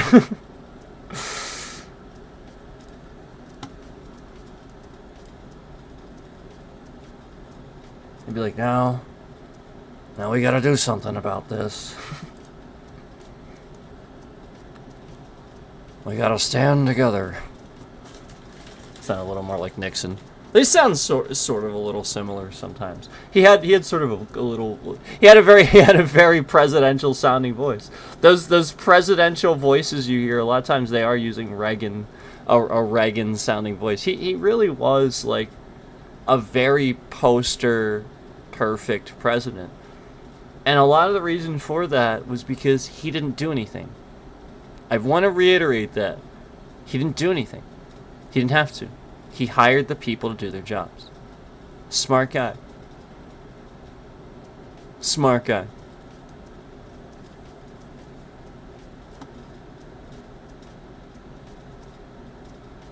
He became an important figure in the American conservative movement. Oh, imagine that. Imagine that. An important figure in the American conservative movement. Oh, imagine that. A successful Republican president being an important figure in the American conservative movement. Oh, wow. Huh.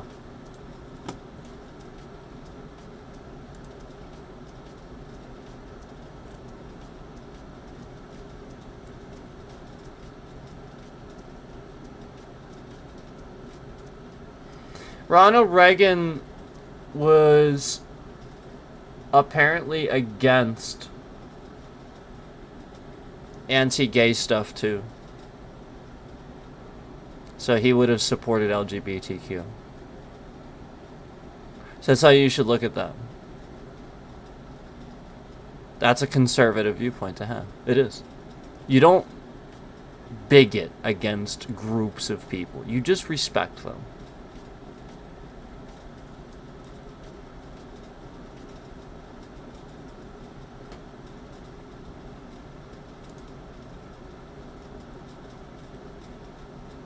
Yeah, again, this is very... he showed what conservatism actually is.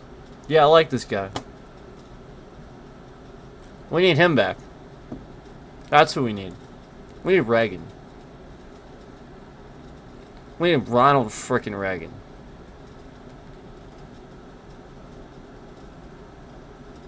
Good president.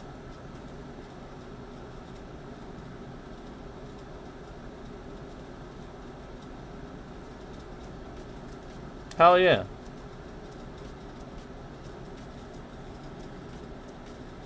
Now that's America.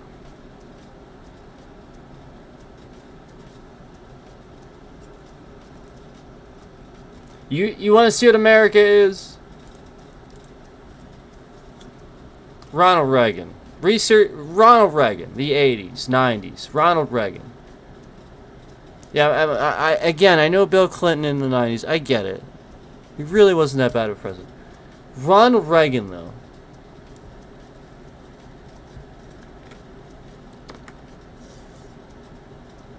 Clinton did balance the budget. He really did. He did balance it. He was responsible. He didn't spend anything he shouldn't spend. He balanced it, too. Gotta give that to him.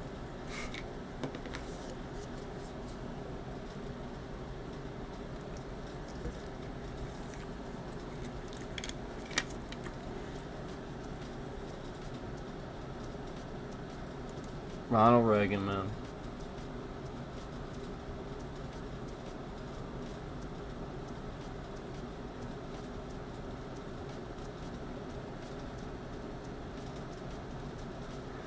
You have to understand, it says, so I'd like to talk about this. It says that he opposed gay marriage. What you have to understand about that, though, is it also says that he was against anti-gay stuff.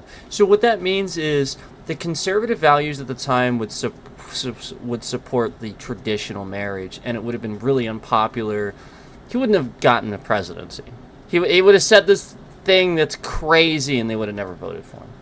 That's what you have to understand about the way things actually work. That's true conservatism. Now, it doesn't mean that he actually feels that way. It just means that's what you say. You have to understand that. Because people really are that way. And you should be that way as president.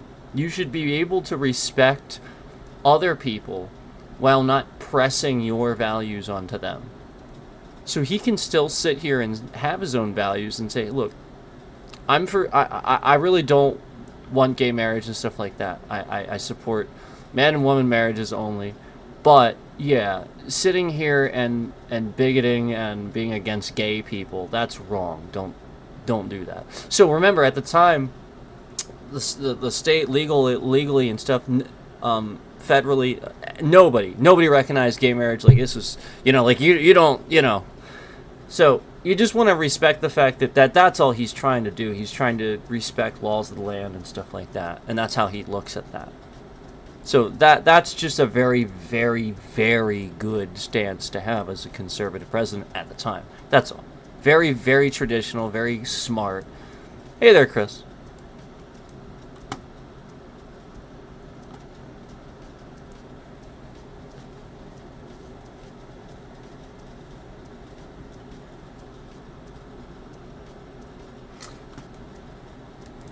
Yeah. So they were criticized for a slow response to the AIDS thing. I just, at the time that was going around, you have to understand there was a lot of propaganda surrounding that. And the gay stuff.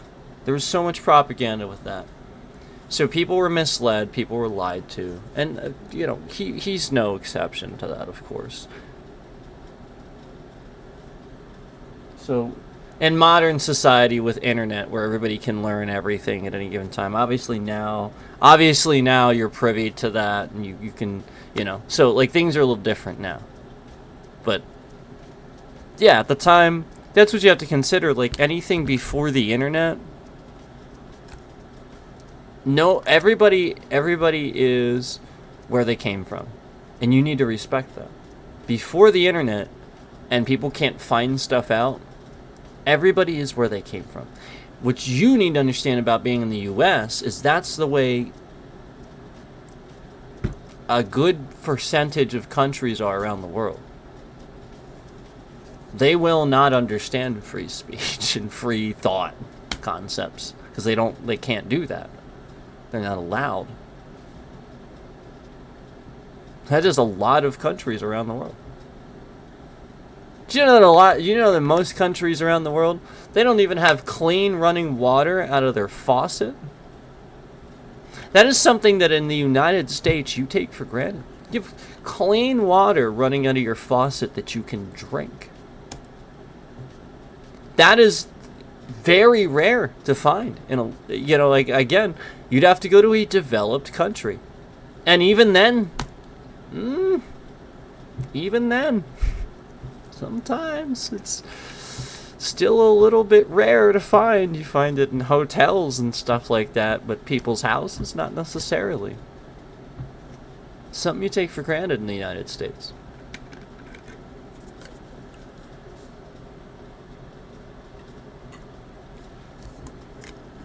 People, before the internet, people were where they came from. Because they couldn't find anything out. They were confined to what they were brought up to believe. That's it. So if he was anti-gay, it was his upbringing. He was taught this. Yet, he evolved and understood, because he was taught right and wrong, he could still understand it's bad and wrong. It's bedong to bigot against, again, they didn't choose this, obviously he clearly understands that. They didn't choose this. It's obviously wrong to bigot against something, again, it's a sexual orientation, people don't even have a choice, and people are just saying it's wrong and stuff like that. No, you can't do that. They were born that way.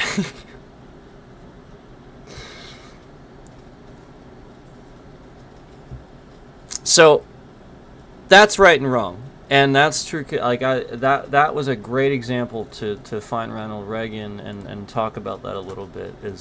I feel like a lot of people have lost and missed and not even remember the concepts or Ronald Reagan in general of what conservatism truly was, and he's a phenomenal example, I think, of somebody that was actually a true good Republican president. Actually supported what he believed in.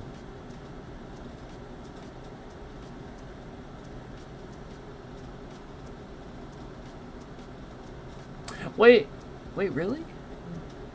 Wait, let me make sure that's right.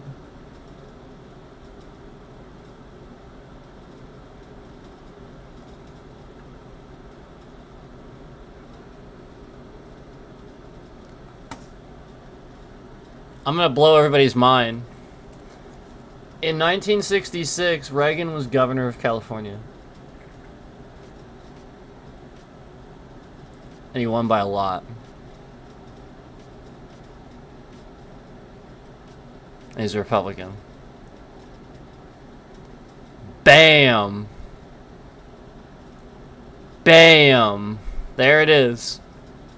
And I've tried to tell you the roles are reversed. I've told you a million times. The modern Democrats are this guy. They're not Trump. Modern Democrats are like Ronald Reagan's. They're the conservatives. It's the truth. The roles have reversed. You have to recognize that. Trump is just a douche. He's not he's not any of these. Just a douche. Even George W was like, the whole point is he's more of like that democratic mindset actually. This guy, he's a lot more like again these conservative values I've been seeing lately with like Biden actually. He is man, Biden is he would probably get along. It's true. It's probably the case. How old is he? They probably met. I mean, literally, they probably met many times. They're probably buddies, right? It's probably a thing that I have no idea. Biden's that old, just so that you know.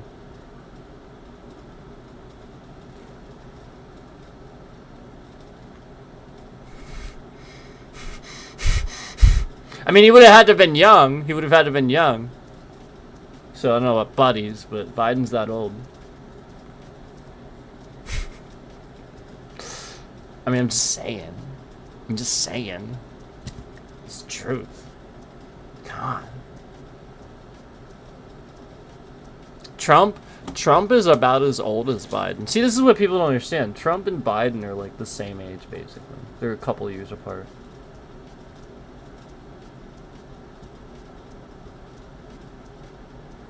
It's true. I'm literally just looking up stuff about Ronald Reagan now. But yeah, anyway, the reason I mentioned him again is, Ronald Reagan, again, celebrity. You know, the whole point is Trump being a celebrity, Ronald Reagan was a celebrity, and seemingly good president. Here, again, the point is, you can just do the speeches. You can just be smart, do the speeches, hire the people, and at the end of the day, they're doing the jobs because you hired them to do that. And if they're not doing it, it's as simple as that. And obviously George H.W. Bush, with all his experience, being his vice president, obviously you knew that was people were doing their jobs, I think. And Ronald Reagan was a good actor. Like, people just generally, I think, liked him as an actor. I think. Didn't he do westerns? I guess we could look this up. I think he did westerns. But I think he was just generally liked because he was just good.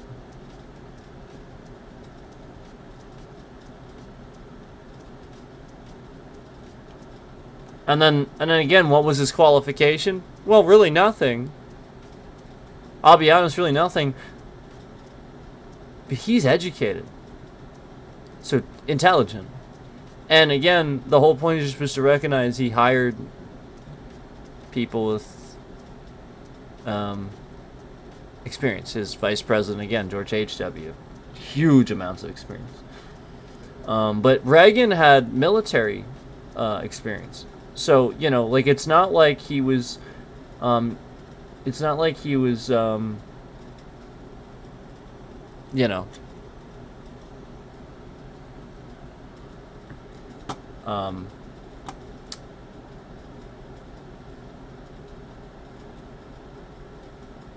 not used to that sort of thing, not used to strategy and planning and stuff like that. I will say, though,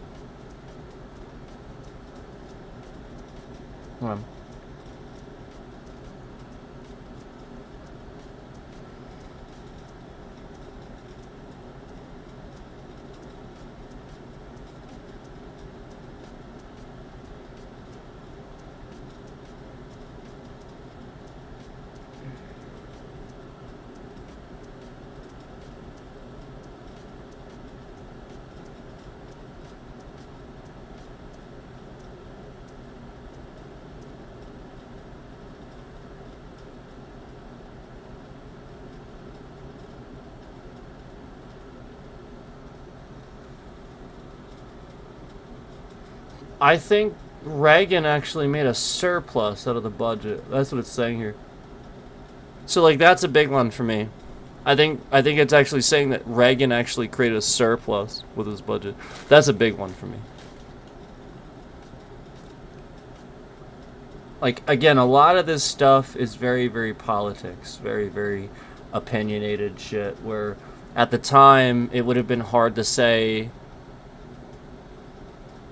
You know, like if you have conservative values, you just have to feel a certain way about it. Otherwise, you're not president. You know, like it's just the politics of the situation. So a lot of that stuff was just you gotta be this way. You know, it's popular.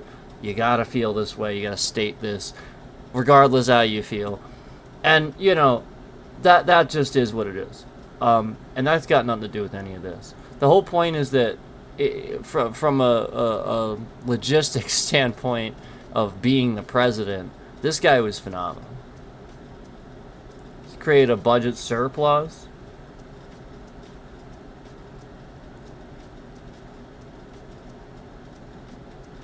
That's incredible.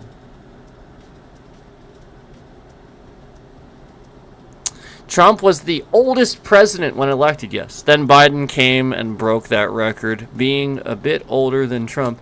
Trump will leave office the oldest president.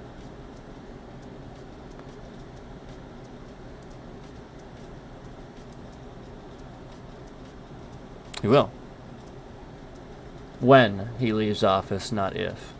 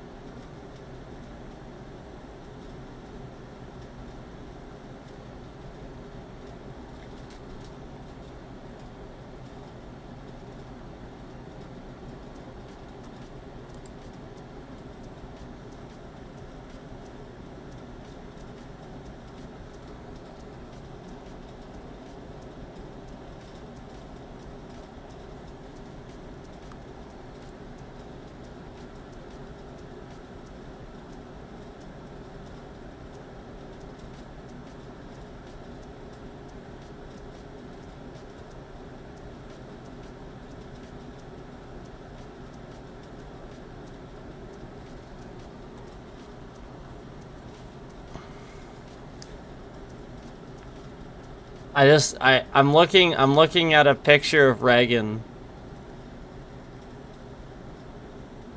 in 1981. Hold on.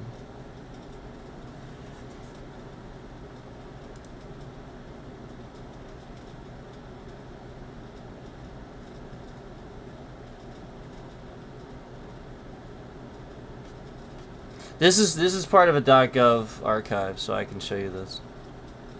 This is on the White House photographic collection, so I can show you this. So this is literally a picture of Reagan. Hold on.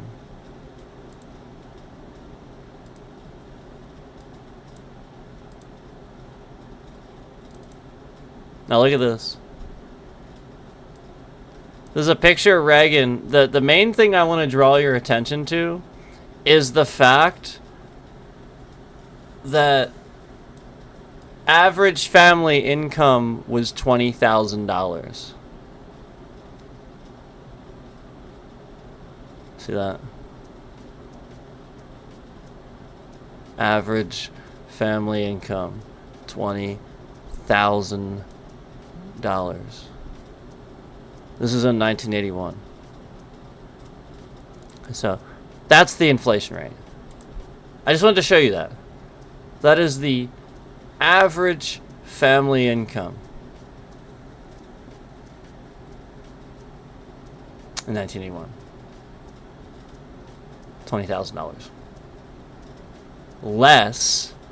So basically less than what you would make at a fast food place. Less than what you should make at a fast food place. And that was the average family income in 1981. Holy shit, $20,000. That's nothing. Again, that's not even an average salary now. That is very low. And that's the average income. And you know, that was enough. Was the idea was they're gonna create this budget surplus, so again your average family income won't be affected. Like again, we're just gonna lower your taxes and then you'll be fine. I love this. Like again, it shows exactly the problem. We didn't raise the minimum wage like I think Australia, right? Isn't their minimum wage at like $30 an hour? We never sat here and did this over time. So you're just hoarding all of the money in the government positions and like the top levels of things and stuff like that.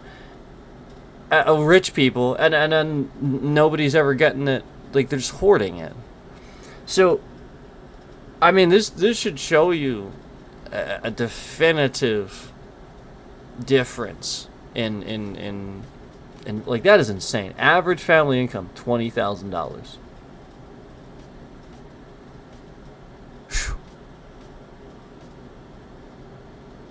Yeah, I remember even when I was a kid seeing gas stations when the gas was cheap. Now this was when it was cheap.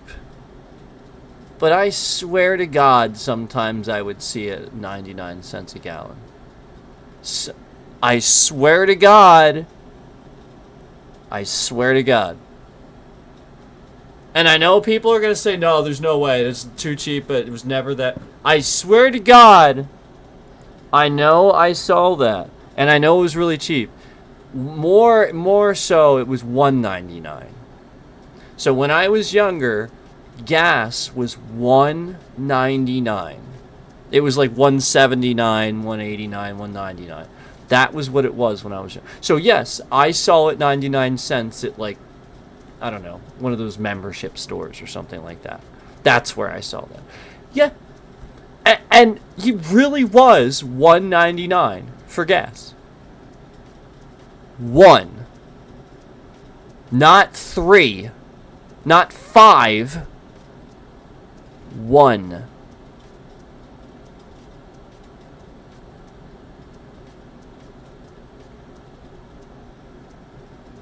Biden tried to fix that.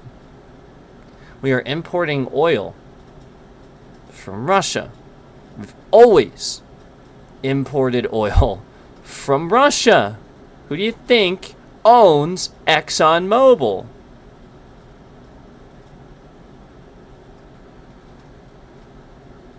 We should drill here as Biden started to, because we got plenty. And we're just sitting on it. Why? We're getting away from fossil fuels and combustion. Why not? You know, that was the whole point. Well, we'll sit on it until the time is right. You know, like, we're going to get away from this eventually. Yes, exactly. So now,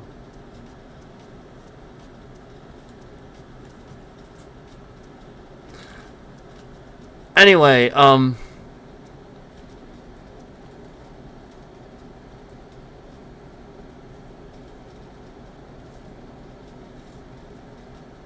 I think that Ronald Reagan truly was the example of what Trump wanted to be but isn't. You know, like where he just truly did care about his brand and his image and truly cared about it in such a way that if somebody gave him a crap plan that wouldn't give a surplus to the people, he'd do something about it. He'd be like, no, come back to me with a plan that's going to work for the people or I'm not going to sell it.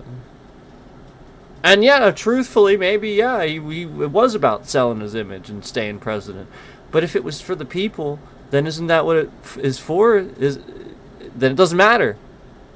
Because it's for you. Which helps him in the process. So that's ultimately a successful presidency. And meanwhile, that is not what the current president ever did. Ever. I mean, this guy sucks.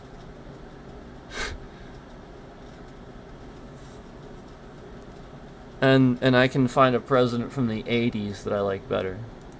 That's sad, man. That's sad. That's fucking sad. Sorry.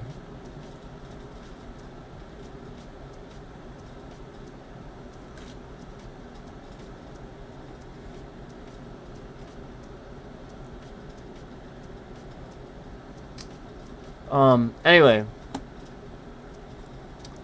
Um.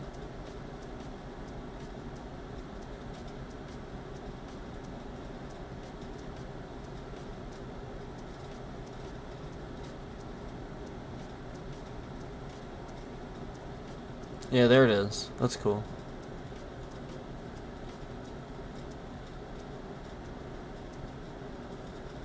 Do do do do do do do. That's cool.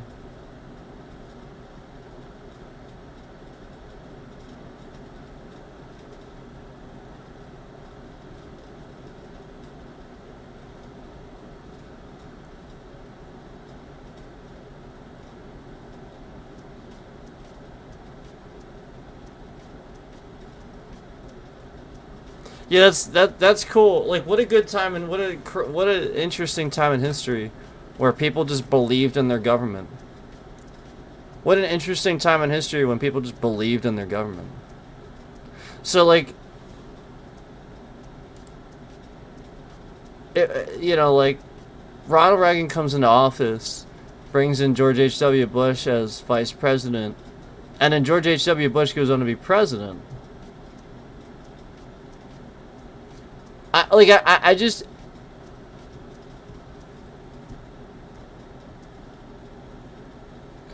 That should show you, again, exactly, like, when people have faith in their government. You know, like, people actually believe. It's almost like Trump's trying to mirror his presidency but force it on the public, you know, where he wants Vance to... But that's not what anybody else wants, you know? Like, they don't want this. He wants this. He wants to try to compare himself to him. Except Ronald Reagan was actually a good president.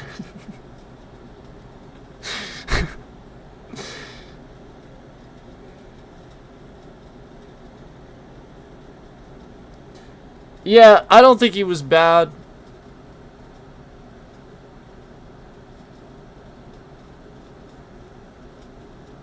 At all. Like, I actually think he was pretty good. Now that I looked through all that and stuff like that. But again, I thought that originally. I just thought sort of what I already thought, but just further confirms it, that this guy just knew how to hire people. He hired really smart,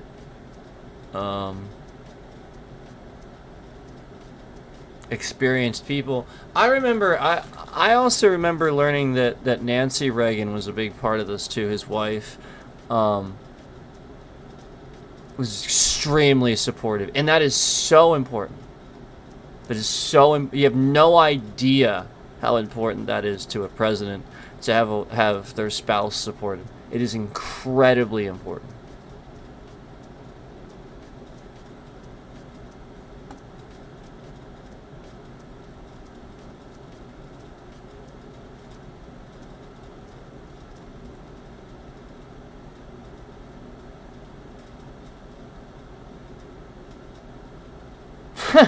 Yep, he was in some westerns.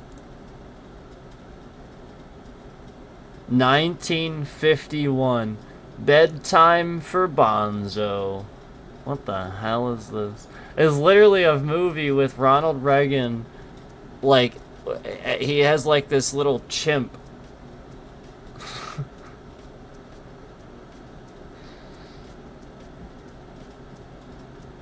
Bedtime for Bonzo.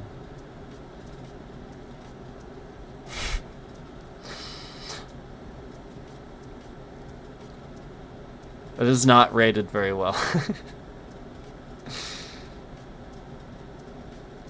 A professor, Ronald Reagan, hires a nanny to help him raise a chimp, hoping to decide nature versus nurture. Oh boy!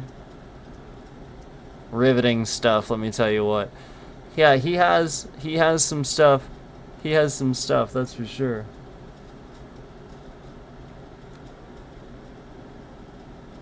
See, I've heard of that one.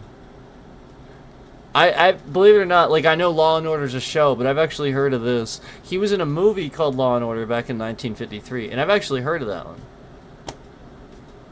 That actually wasn't bad. What's funny is Rotten Tomatoes seems to hate it.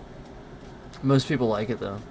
No, Law and Order wasn't bad. If you like westerns, 1953, that's actually a pretty decent one. Most people like it. I don't know why you would. That's actually, it's not bad. You know, as far as westerns go, I mean, it's western. You know, how believable are they? You know,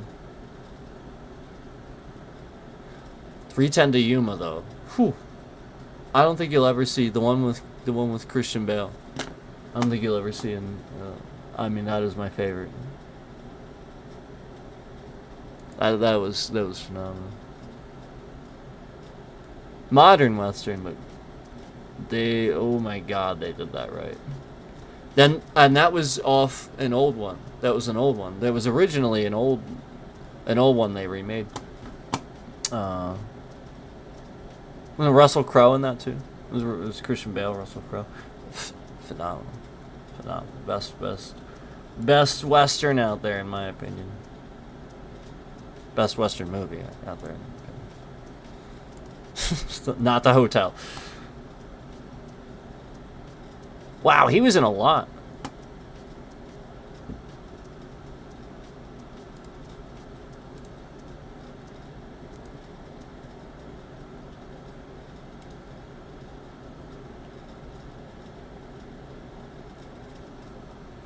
Oh wait, I'm looking at the wrong.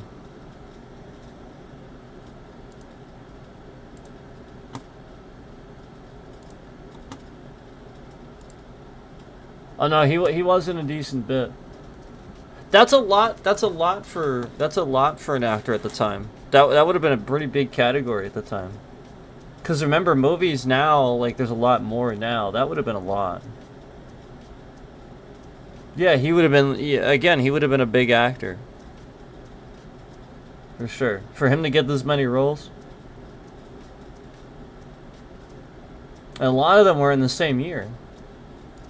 Holy crap. Yeah, he was just a big actor.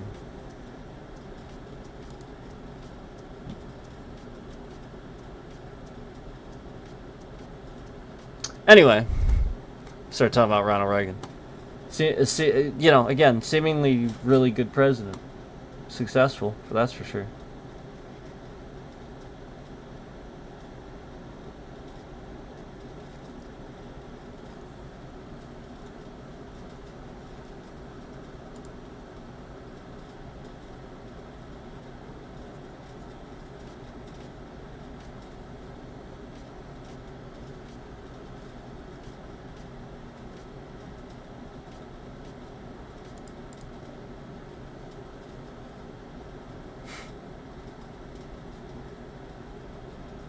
And then there's George H.W. But controversial. He was controversial, I think. That's why he only had one term.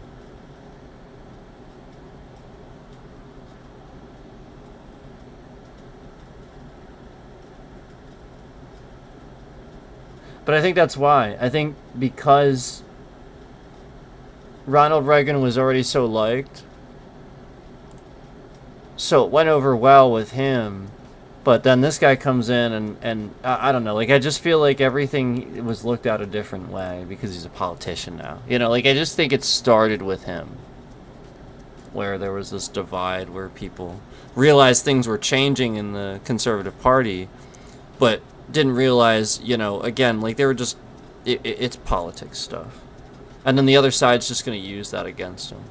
So I could see like just politics getting in the way of that, and then you know, again, all Clinton has to do is come in and balance the budget and do sort of seemingly what kind of Reagan did, and yeah, kind of be a little bit more successful in that light.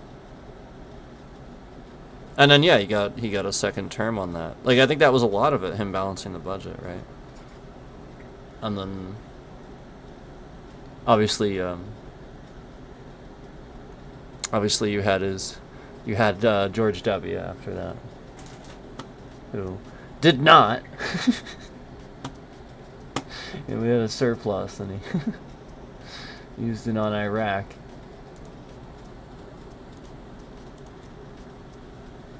Oh man.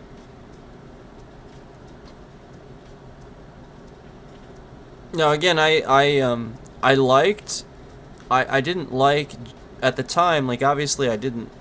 So I don't support Iraq. I never supported the war in Iraq. I never supported. I always talk about how we had a surplus before going to that war, and then we had a deficit. So the point is, that was when all this debt started.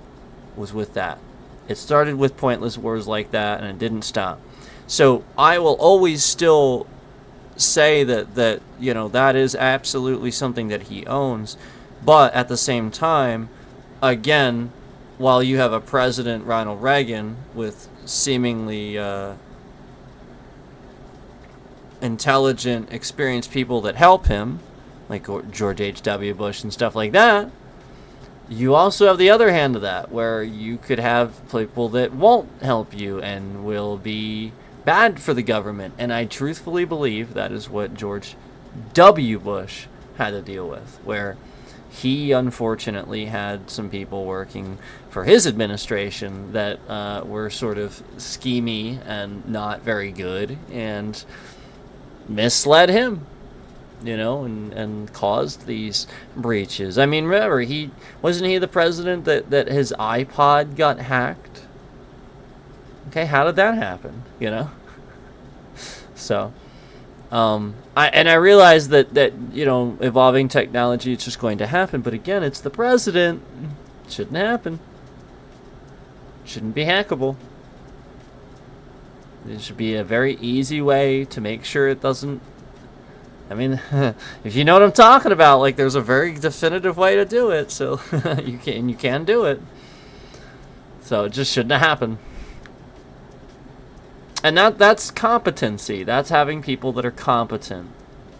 That's what that is. So just want to remind you that that's what's happening now, where you had Obama's presidency, where that man just did nothing but be pretty much the best ever, and had competent people all the time, and he was bipartisan, seemingly bipartisan, where he didn't try to be too democratic at any time. He tried to work with both parties. And everybody loved him for it. So, I mean, what's he supposed to do about the budget? The budget's trash, man. He was trying. He did things to help the economy, but Trump undid that. Like, if you look up some of the executive orders Trump signed right coming into office the first time, some of the stuff was just stuff with Obama's name attached to it that said stuff like Economic Stimulus Organization. And the only seemingly logical reason I could see Trump would get rid of that, again, is because Obama's name is attached to it. Why would he get rid of something that says Economic Stimulus Organization? Well, again, because it said Obama Economic Stimulus Organization, and he just signs executive orders his first day in office, first time around, just getting rid of these things, defunding the Environmental Protection Agency and stuff like that.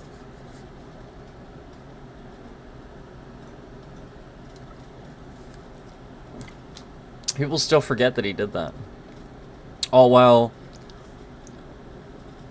bringing back coal mining, and then undoing regulations that stops people from dumping coal waste, like mining waste, into waterways, like drinking water and fish.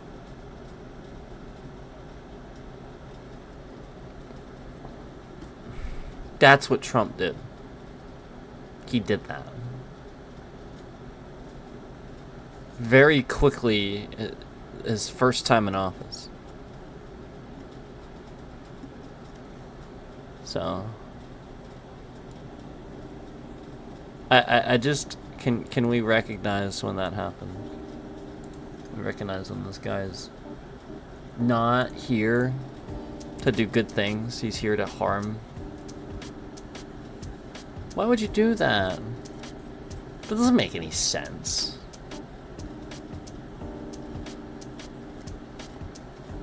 And take away a restriction where somebody... Again, the restriction would prevent people from dumping coal waste oil, basically. Oil. You know, like just sludge into waterways. So again, the restriction prevented this.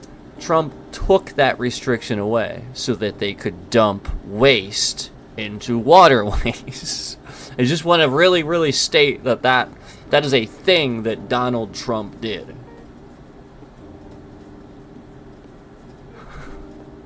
People still, again, that was the first time in like this is long old news, man. And people voted for this guy again. No. They bought his election. It's rigged. Like, it's all rigged. No, people aren't voting for this asshole. It's rigged. And one of the reasons you know that is because he was so adamant about calling it while it wasn't. You know, like, remember, the tell is always that he says what he's going to do. Remember he kept letting it slip that in a few years, he's just going to have it rigged so you never have to vote again. He said that. He actually said that. I just can't believe that a president of the United States can say these things out loud. Like, if Ronald Reagan ever said that, God, the guy would probably be branded a terrorist. Like, can you imagine at that time if he said that? Like, jeez. I mean, we're talking about a time where if he even said that he was for gay marriage, Christ, he, like that guy, you're never gonna hear from that guy again. You know, like, he'll lose all his fame in seconds. That's how the times would have been. It would have been like that. That's how they were. Like, again, you say stuff like that in the public's view, every single person that would have given you a job, would have this or that, nope.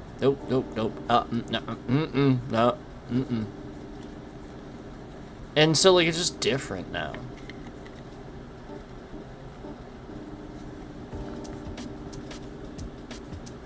I mean, even you have to appreciate that comedians, comedy, cartoons, adult humor in general, like the concepts of free speech leaked into culture, you know, and this happened sort of in the 80s, you know, sort of then, and it definitely happened. So in the 90s, what you had was, it was finally okay and acceptable for people to say the F word.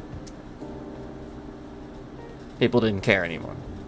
So basically, this was funny now.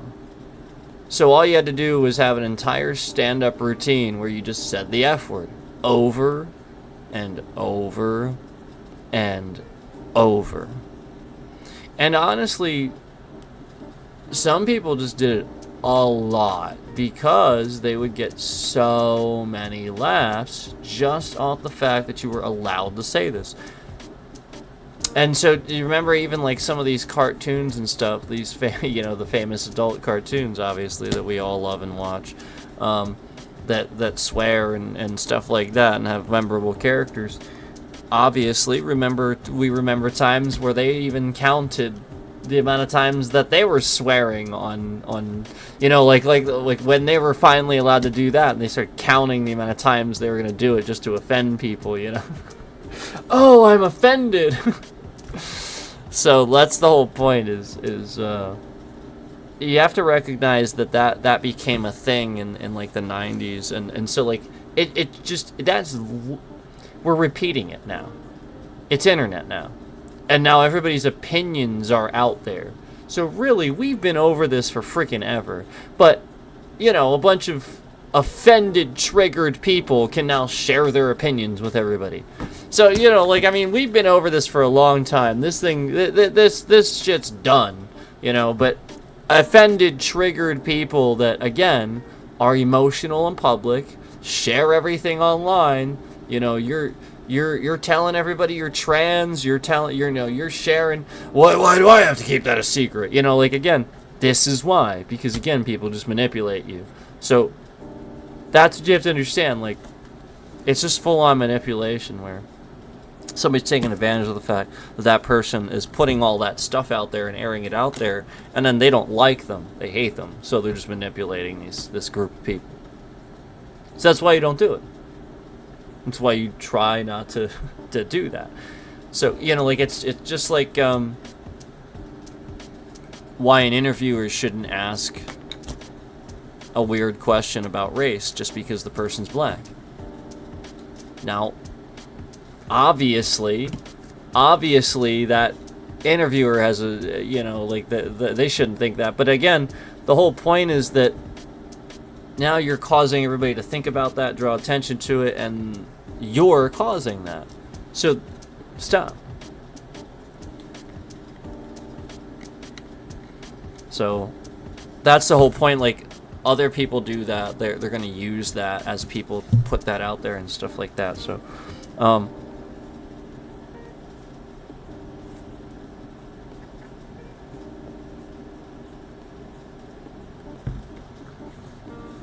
anyway,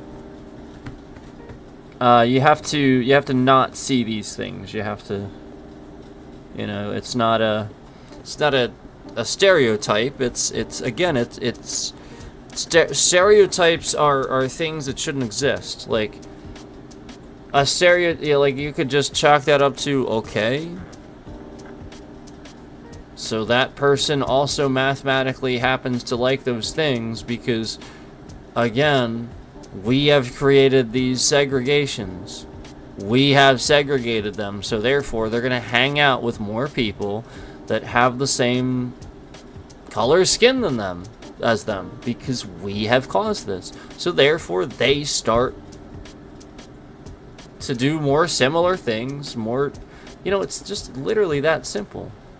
So you create that. It's not a real stereotype. It's literally just people creating something where they're like, you know, again, you segregated them. You treated them that way. So therefore, they grouped together and they all just started getting along and liking the same things. It's that simple. So you create the stereotype when you do that and you use it against people. So stop doing that. Again, it's not real. It's just a way to recognize a commonality in a group of people that other people have caused to segregate. It's actually a manipulation tactic. So that, like, I really want you to recognize that, like, it's not real. You cause it by separating these people and causing them. Again, the same thing would happen if, again, a black dude and a white dude grew up together, had the same interests because they grew up together, hang out. They're going to like the same things. They're probably going to... Okay. So now that's why. So again, the stereotype gone, right? Because again, it had nothing to do with the color of their skin.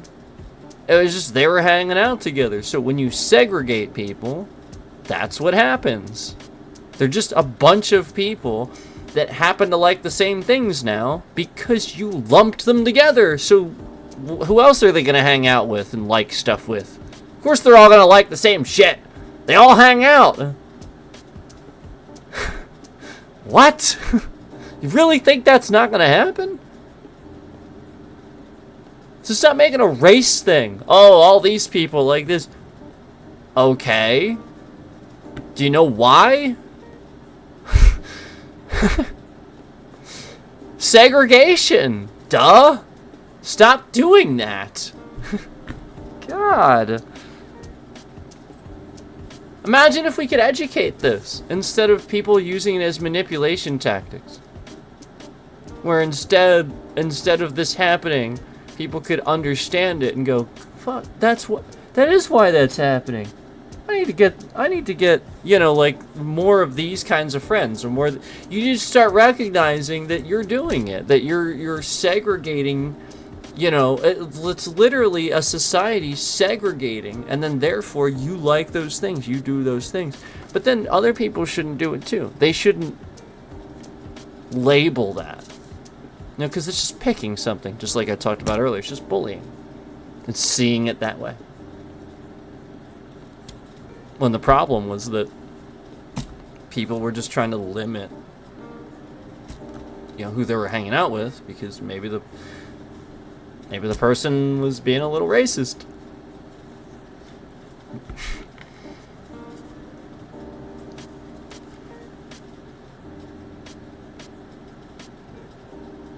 And then the other person sees it only as that and doesn't see it as bullying. So maybe the person being racist kind of feels it back a little bit because they didn't treat it fairly what it was.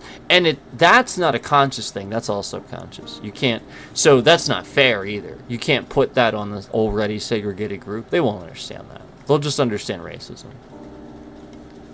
Because they are being treated unfairly. Especially since, again, slavery was a thing. That's fucked up. Obviously, you need to understand that that's going to still be a problem in society until you get past that.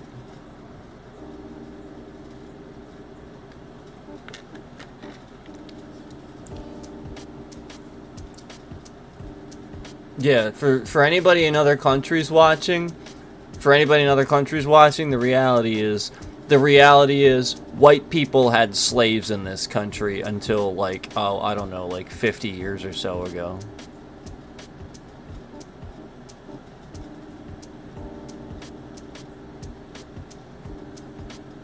I'm serious. That's the reality. It's true. It's literally true. It's the reality. And again, no one alive today, really, because, to be honest, those people are going to be a lot older, but it doesn't mean that that's not then passed on, the trauma, because it is trauma, is then passed on. So there has to be a point at which it's taught. You have to teach these things why they happen, why they organically happen. Or otherwise people can't figure out how to get past it as a society. It'll never happen. It'll always be a problem until you educate. Because again, it'll just be the same person hitting a laugh emoji just because I said stereotype instead of seeing it for what it is. You know, like, again, you'll just always have that person looking at it like that instead of understanding what it is. Instead of accepting it's not fair. It's not fair when people are basically not even taught what bullying really is and educated on it.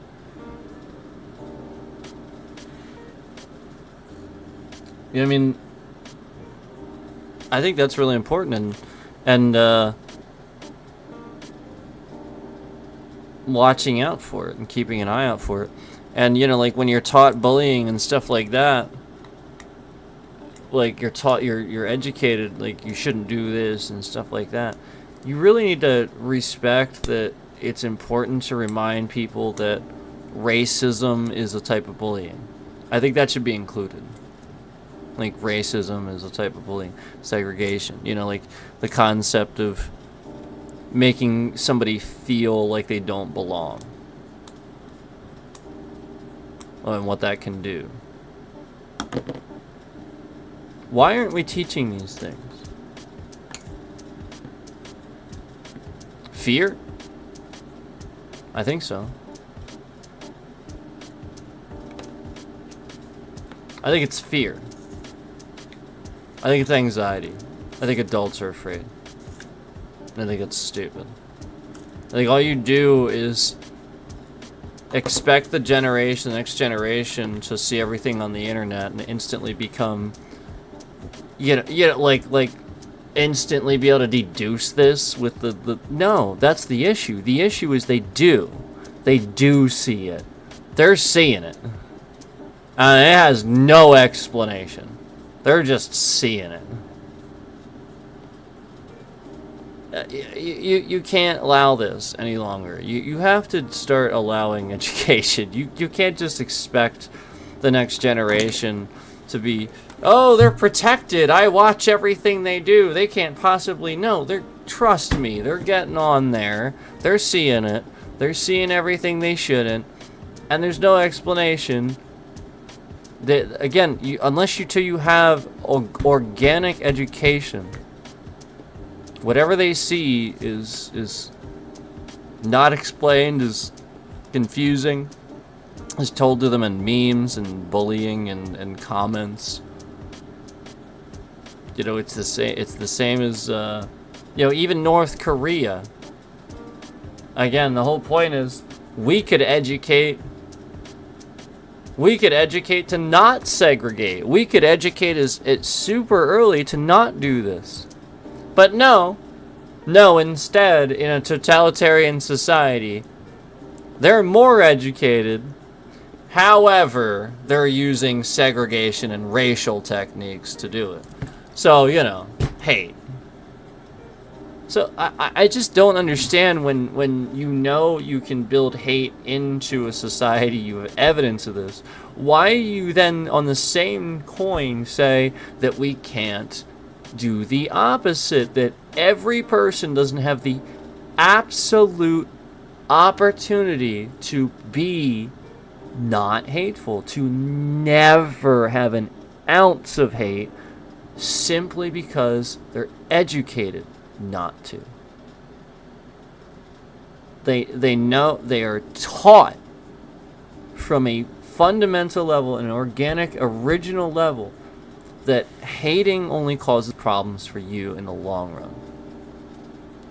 If you teach this, if you teach that hate is implicitly narcissistic, selfish behavior, and it again causes conflictions in communication, you won't have friends, you won't get along, you're just forcing something that's not real. If this isn't taught, they won't understand. They just become bullies because they want friends. They're alone. Truthfully, a lot of times it starts with that. Like, you don't know how that stuff starts. You don't remember. You have to get that stuff. You have to teach that. And again, they're going on the internet and they're just getting it all. And it's the next generation all over again, and it's gonna get worse. You think again, you want Baron Trump to become a problem? You want somebody that's 6'9" with that type of ego? That dude's 6'9".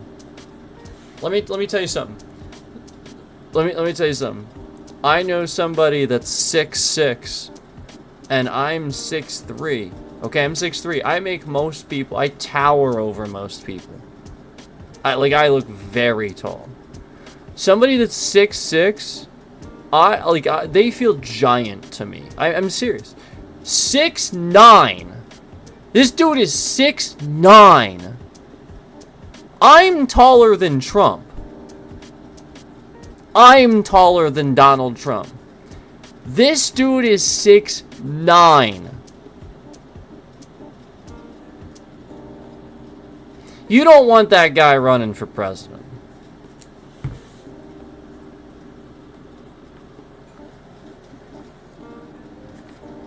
You don't want that guy running for president. You don't want him to unfairly take the presidency either. You don't want any of this. Because he's one of the Trumps. It has that name attached to it. So until he separates himself from cryptocurrency, from Donald himself, until again he has a whole life of proving that he's different than that. Nope. No. Because, again, I'm not saying, like, I don't know much about him. I'm not saying he did anything wrong. I'm just saying until he proves to me he can do it. You do not get somebody with that much ego in that chair. Because, again, I saw the ego. Ego is something that people wear on their face. You can see it. No, you can. You can, there are actual, real, there's a real study where you can observe mannerisms and the way, like, facial expressions, and you can do it. It's a real skill. And I'm telling you, experts would agree that Baron Trump has a real narcissistic ego problem. So it's a matter of making sure he's not like that permanently. That again, that he grows out of that. So he can't be surrounded by it. If he's surrounded by narcissism, he'll turn into it. It's sort of what Donald does every day, is be a narcissist. Literally just make shit up, lie about everything. He's right.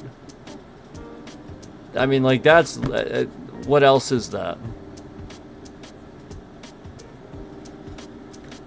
Actually telling a president of a country who's at an active war zone, he should have worn a suit in the White House. Somebody in an active war zone, a president of an active war zone, and again, you're honored by him coming to the White House, but again, you have to bitch at him about not wearing a suit. Again, this is somehow not a narcissist. This is a nice person somehow. This is an asshole. It's an asshole. It's like, that's it. He's just an asshole.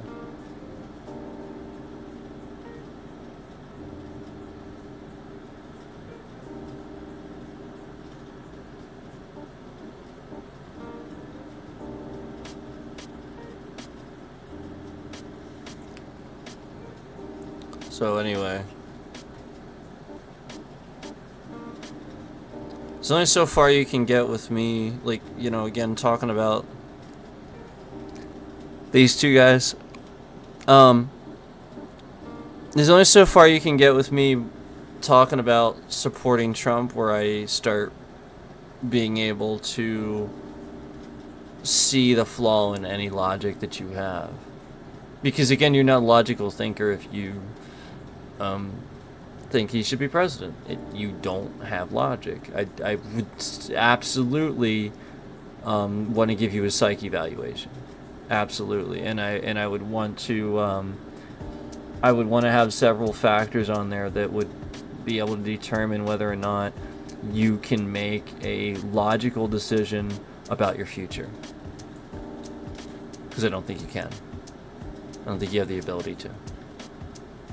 And I think I could prove that with a psych eval. Again, the points on there would have to determine whether or not you can make logical, valuable logical decisions to determine your future. Or if those decisions would be based on illogic, would be more based on chaos and disorganization, misinformation, or something kind of like that. Because I'd be willing to bet that's anybody. Because again, all this was a whole bunch of people that don't want to admit they're wrong about something. That's all this was. Literally non-stop, nothing but people who never want to admit they're wrong about something. That is all this is. So, what happens? Because again, every time this person tries to argue, there's no facts they can use. Because if they'd use a fact, you would use a fact saying Donald Trump has made the economy worse. He's signed tariffs that do the opposite of the things that he said. Oh, and by the way, again, a tariff, again, you think the tariff helps you. No, it costs American consumers money. Okay? That you pay for that. So again, just sitting here and anybody that claims to have logical reasoning while supporting Trump. I mean, again, there's like an interview with some guy on YouTube, and there's like a thumbnail, and he has like IQ over 200 or something like that. I mean, like, literally, this guy is an idiot. He's an idiot. Anybody can sit here and fucking look seemingly intelligent and have some knowledge and stuff and trick people. The guy's an idiot. 200 IQ? When did he prove that? And it's right in the thumbnail. He didn't prove it, they just talked about it. Oh yeah, you got... when did he prove it? And then everything that he says sounds very extreme. Just everything he says sounds very extreme. And then so, like, again, just completely devoid of logic. Like, again, just an incredibly unintelligent person when everything he says is extreme. That's actually not intelligence. That like, again, that's actually might be quite insane, for all we know. I'd love to find out. Because again, this is somebody masquerading as having 200 IQ. I sure as hell don't do that. 200? 200. Come on. 200. 200. Listen, even they wonder if even Einstein had 200. Yeah, like, that was supposed to be around Einstein's IQ. There hasn't been anybody that we know of that has had even close to that. Even Elon Musk pushes like the 160s, I think. 150s, 160s. 200? You realize that's a meme, right? That's a joke. Yeah, no, the example I'm giving isn't the meme, the joke. This guy, they really were trying to say this guy had two. I'm not making that up. It was in the fucking video. I'm not just picking like the meme 200 IQ. I understand that. The point is, in the video, they were actually trying to say that this guy was upwards of around 200 IQ.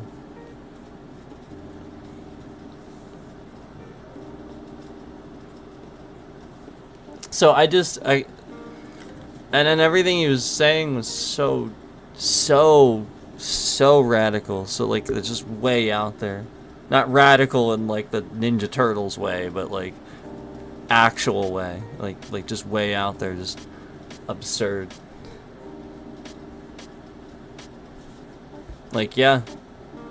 Okay, dude.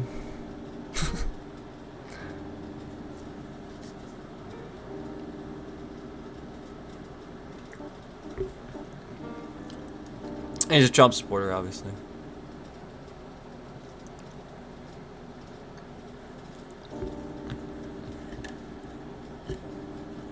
So obviously, like, their clickbait is getting some person saying they're 200 IQ talking about Trump. The guy, like, again, the guy's not even that smart.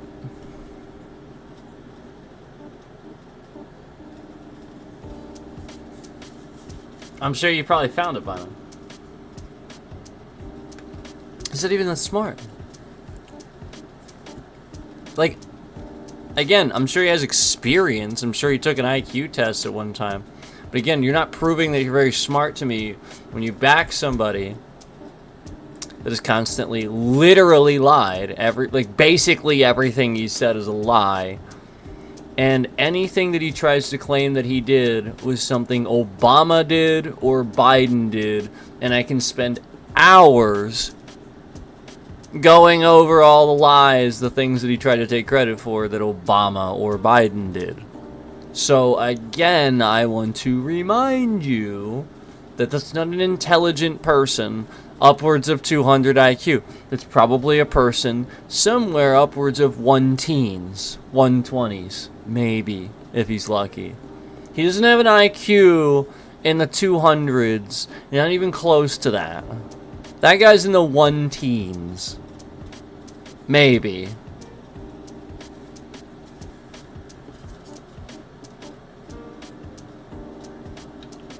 Unbelievable.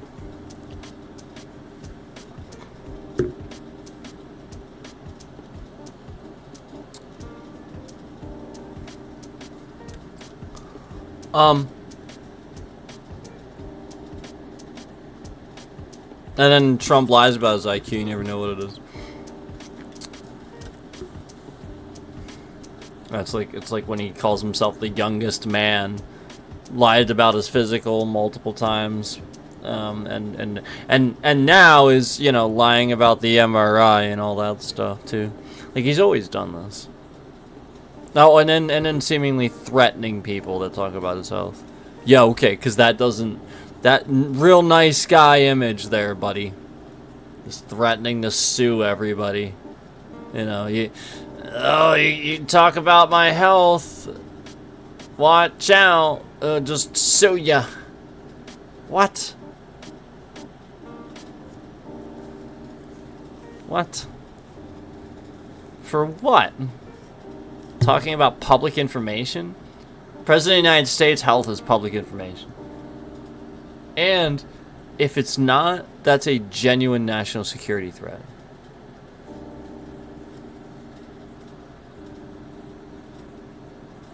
Yes, the public should be aware of the state of the president. They should be. Period. End of discussion. If he's lying, it's a problem.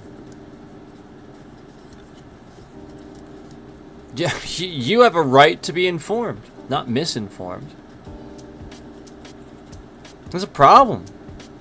Your president is regularly misinforming you. That is a real problem. Regularly.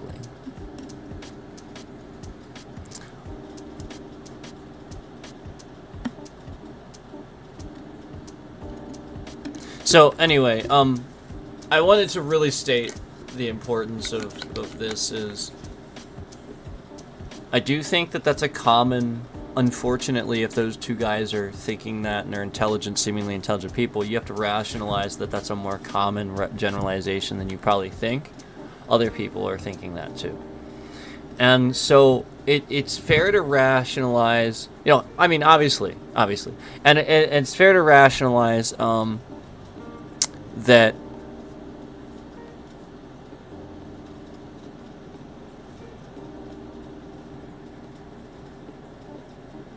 it's fair to rationalize that when you have those two conflicting opinions and somebody else from another country, like, we don't get it.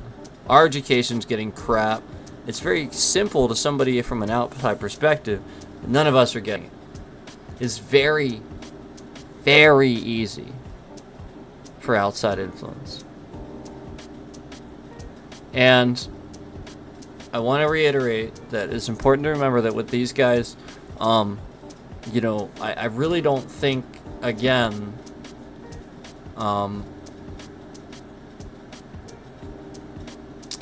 that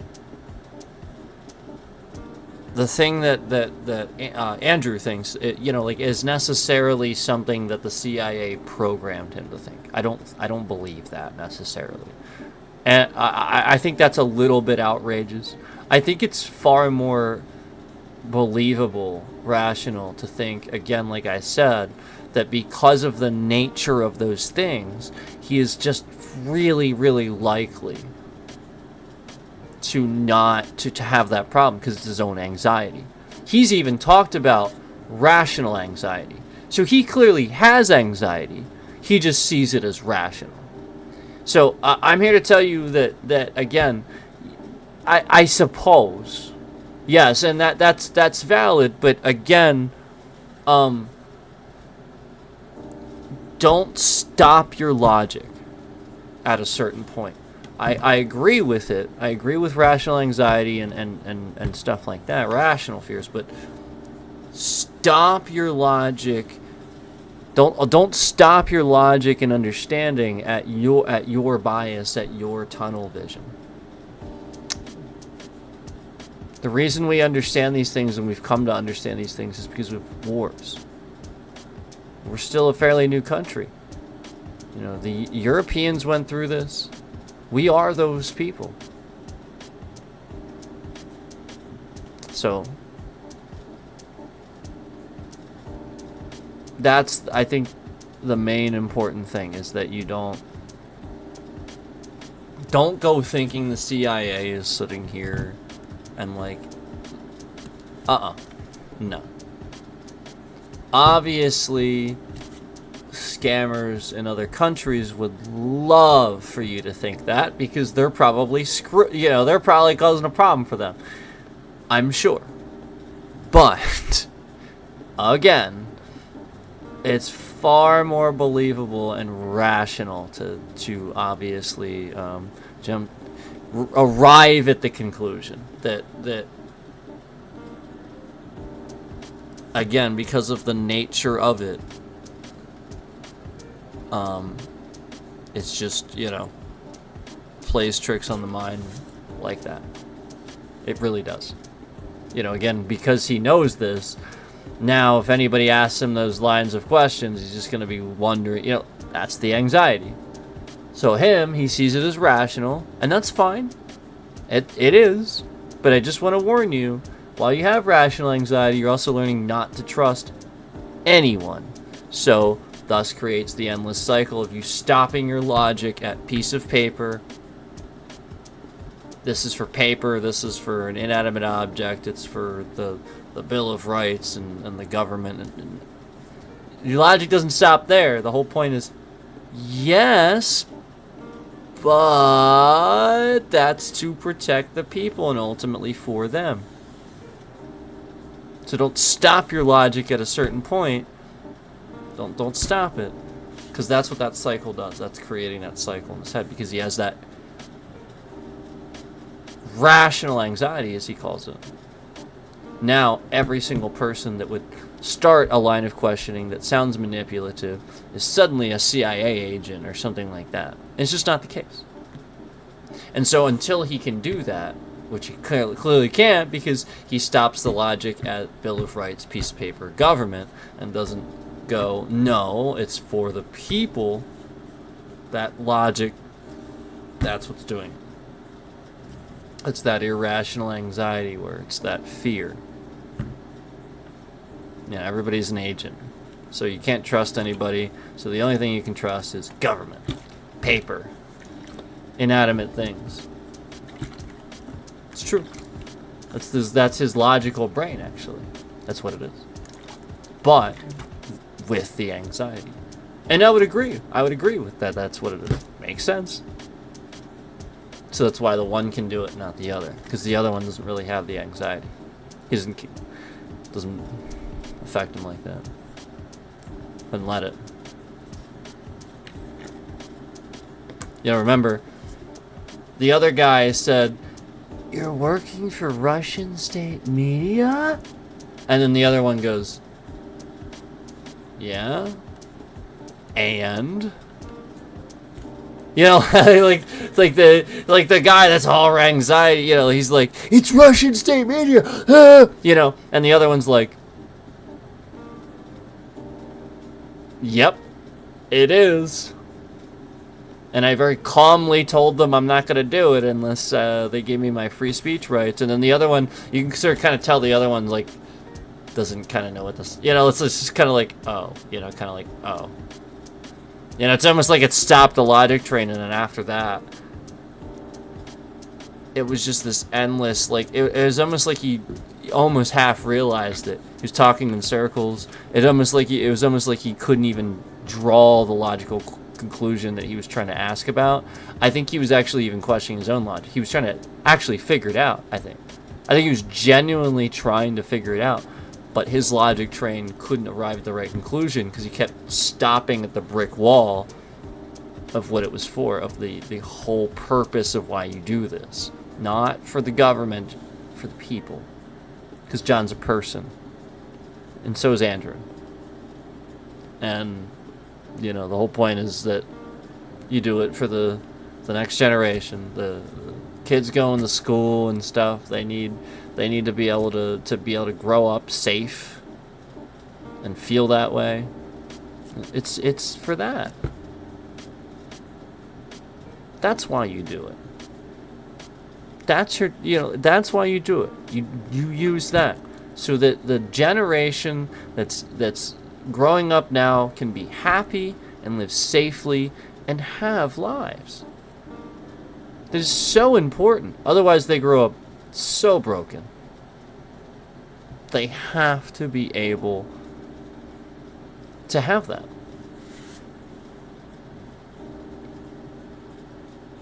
So it's for that.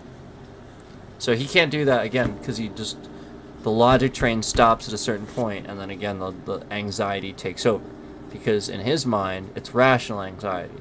So then it's endless questions about, aren't you worried about Russian state media, blah blah blah. Again, as long as he respects his freedom of speech, so yeah, flat out, that's where you stop with it, and then he doesn't have to worry about anything.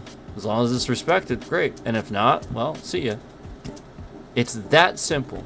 That's how you conquer that little anxiety you have. You don't create parameters where it can happen any longer. You just, it's sort of like, you know, if you were just around somebody all the time that just was, completely annoying about certain things and stuff, and knew certain trigger points and intentionally did those things all the time, obviously you wouldn't want to be around that person. Obviously this would cause anxiety for you, and then obviously, you get what I'm saying, it would just be a real issue, and you'd have just anxiety all the time, and you just problems.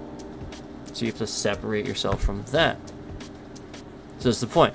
One is doing that, where he's creating a, situation where there would never be anxiety, and then one is just living in it, where it's just an endless cycle of, but this. I don't care. I'm not worried about that.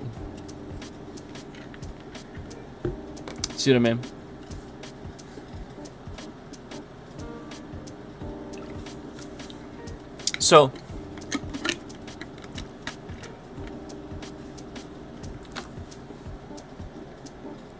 So yeah, obviously it's both. The point is, we arrived at this conclusion before.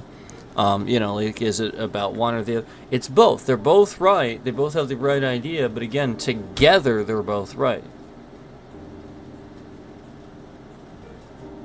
So, obviously, without the government, without the people who don't have the government. So, like, obviously one's a little bit more right. We can see that, like, ethically speaking, but no, it goes hand in hand. They both coexist. You represent both equally. So there's a give and take. Due process matters for sure, but then you must also represent what the people want. If ultimately your due process or something is causing such a mass problem for the people, then you have to address that issue, like whatever that would be, So, like, again, you wouldn't be loyal to that piece of paper then at that point, would you? You would address the issue that's causing a problem for the people. That's the point. So that's where you override that logic, where it's not really about the piece of paper, is it? It's about making sure the people can exist correctly. Again, this is why the bills happen in the first place. The government is nothing without those bills and those laws. So the whole point is the people have a need. The bill is designed to fit that need, and either does or doesn't. and then you either adjust it or get rid of it based on whether it does or doesn't. So again, it is for the people. That bill. So don't stop your logic at government, because it doesn't make any sense. You have to get past that. Break through that wall.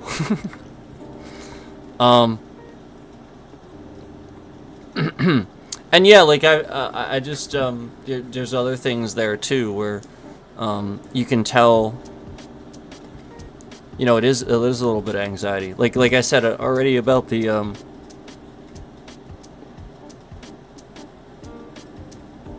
attractive thing. Like, it's just not the case. It's just not the case. It's not the case at all.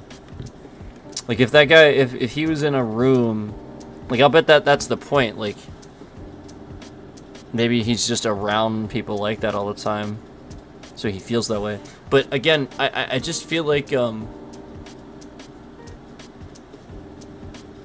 he's very wrong about that. You know, he he underestimates that, I think. And again, that's not what you think it is. It's not just vestigial. It's two things, and that's the mistake he's making. He does take care of his appearance, and he very clearly takes good care of himself. So that goes a long way with how people perceive an individual's appearance, because you can tell. So just like some basic things about, you know, like some of the stuff that he was saying, I just do not agree with at all. That's all I'm saying. You know, just we're clearly either again not led properly, not you know, taught properly by somebody, or just again the anxiety naturally, you know, makes him doubt these things and arrive at the incorrect conclusion. Because it's just not the case. It's just really not. Average. He called himself average attractiveness. Who's he comparing himself to?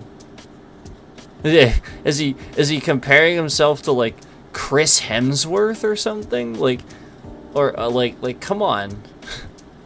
Like, don't do that, you know? You know, don't like nobody no, like you average attractiveness. Stop comparing yourself to somebody that sits here and for a living makes themselves look good. You know, like that's literally their job. Half of a job of an actor is to look the part, okay? Obviously the other half is actually acting and being good at it. But if you don't look the part, man, you know, what you think that guy, you think they're given no. You gotta look the part. And it's about taking care of yourself. It's that simple.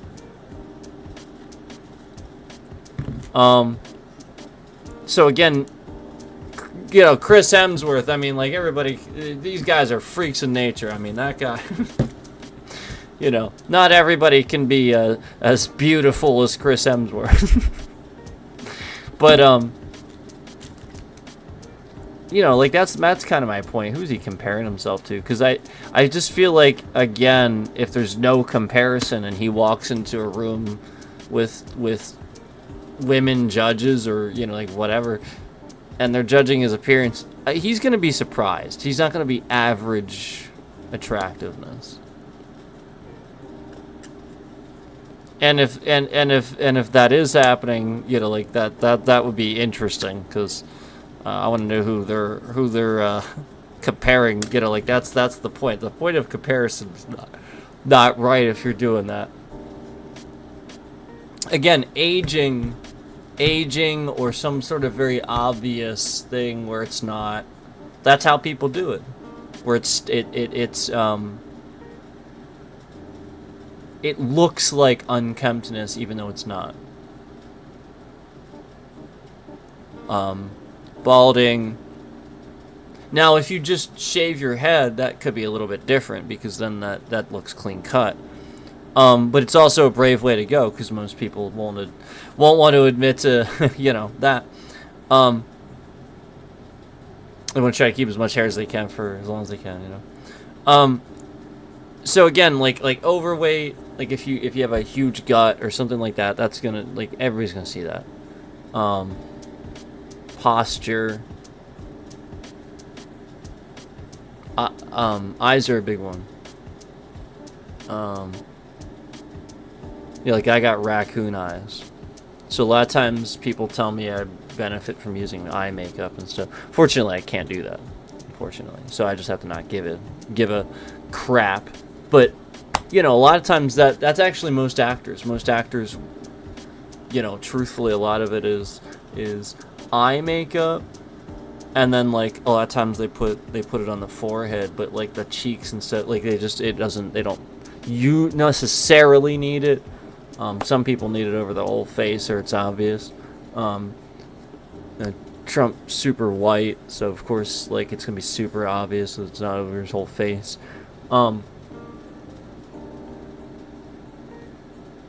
So some people with perfect complexions, they don't even need makeup. They got all these lights on them and a camera. They won't look like death, they'll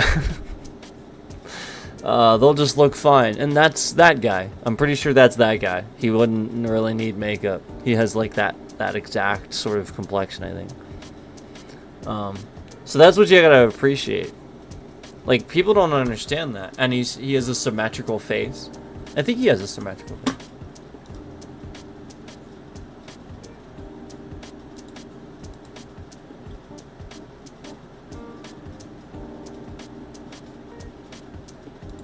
For the most part, he does. His nose is not. His nose is slightly not. But that's actually not symmetry, because there's only one nose. So, again, eyes, that's symmetry. So, since there's only one nose, slightly off doesn't... If the ears are off, the eyes are off, it throws everything off the symmetry. If you have a symmetrical face, you already have that. This is most people do not... Again, most people do not have a... I'm serious. I know it's an office joke. It's true, though. I know I'm literally sitting here talking about the psychology of attractiveness, but it's the truth. There's psychology behind it. This is true. Symmetry. Socially acceptable norms. Guys have beards now. So I look very unattractive when I constantly shave all the time. I don't give a shit. He has a beard. Again, it's not he's not average. He's not average.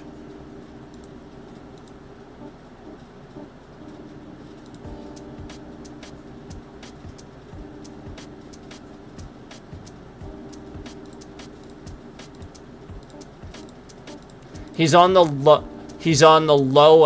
lower end of the attractive scale, but he's not average attractiveness. I disagree with that completely.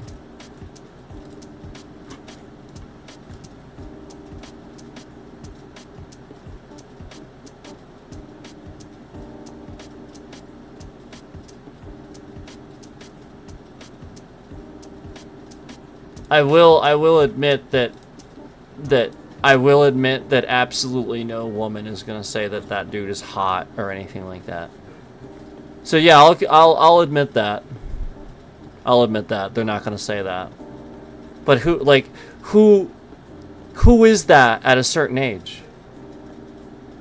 Who? After a certain age, that just stops getting used anyway. I think it's just an age thing where you know what I mean? Who's really that? You know what I mean?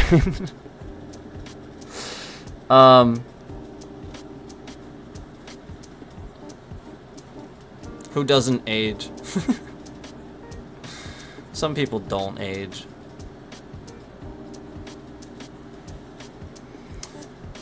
No, I disagree with some of the things he's saying, that's all. Like I'm just pointing out that I'm disagreeing with what he's saying, that's all. You know, like he has this very CIA thing where he says that he's of average attractiveness. So like that's just something that I'm disagreeing with. I think that is a perception, and that's his perception. Now, what he's going to say is that's a generalization based on what most people would perceive while looking at him. And again, I would actually disagree. So, what he's saying is average intelligence in the sense that if he's sitting somewhere, you won't notice him and he won't stand out. I might agree with that. Yeah, like where he can blend in. Wearing like normal clothes. Okay, we agree then. If that's what he's talking about, I agree with him. But I am not agreeing with him if he's wearing his best clothes and he's dressing up and stuff. No, again, like he would stand out. He would. Amongst others even. I think he would. Flat out.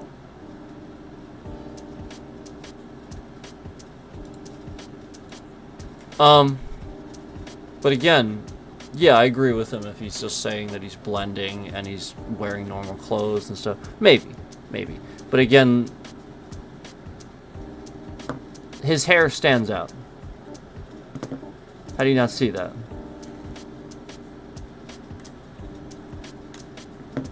And it's not an unattractive trait.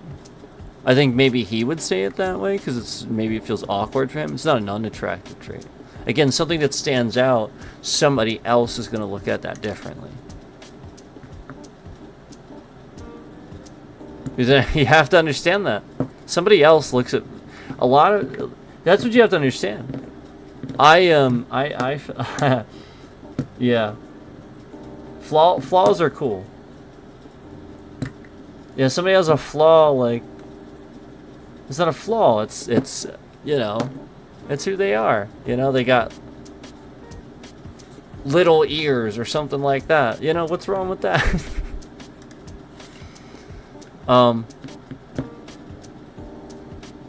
I just I think that it's all about a perspective and people bullying themselves, I guess. Like, I don't know why would feel that way.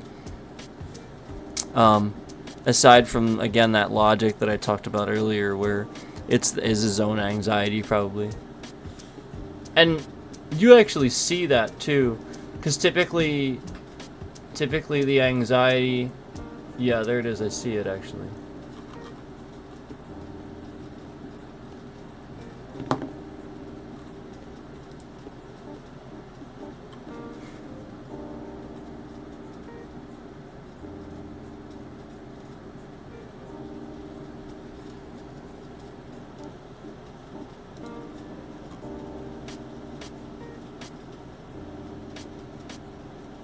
That's stress. Yeah, he's stressed. Actually, that I can tell. I wonder if he's, like, under scrutiny. He probably is. See, that's what's messed up, that they actually, like, go after them. They shouldn't do that. That's what's messed up. Yeah, people. You know what? Like, he probably is. Like, that's what's really messed up, is that he would have to fear. That's the concern part. That's the concerning part. So that could actually be what's doing that to him. Why he seems so strict. Because he doesn't look like a normal... Like, I'll be honest with you, some of these clips that I see of it, like, John looks like he's in decent health for, like, what he's, you know, his age and stuff. Like, it looks totally fine. This guy, I'm gonna be honest with you, he, like, his color looks a little weird. Like, he looks kind of like... I don't know, like, it just... And he doesn't look like he's been working out for a guy that was part of the CIA. Like, it just looks like he's I don't know, it just looks like something happened. He just looks stressed. His color's not there.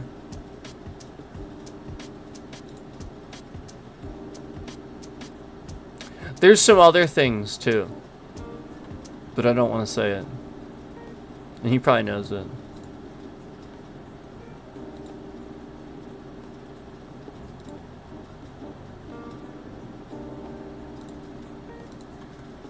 No, you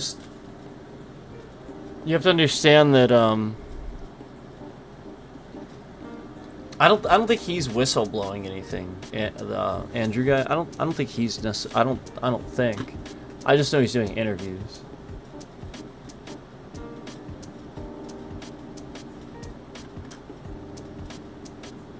Yeah, I think like I don't know, something happened. But you know, it's the sort of thing where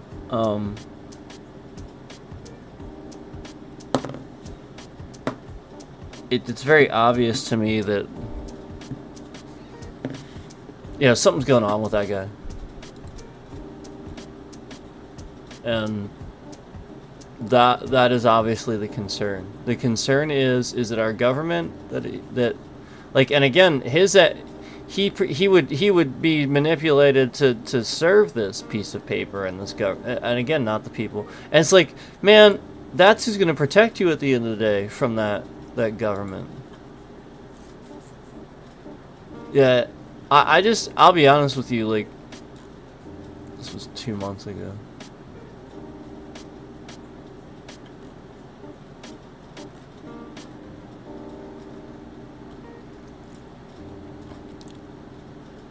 John, I'm glad John's doing okay. But yeah, this Andrew guy again. It's a bit concerning sometimes to see like how his face looks. Like he wears this, like you can see the stress.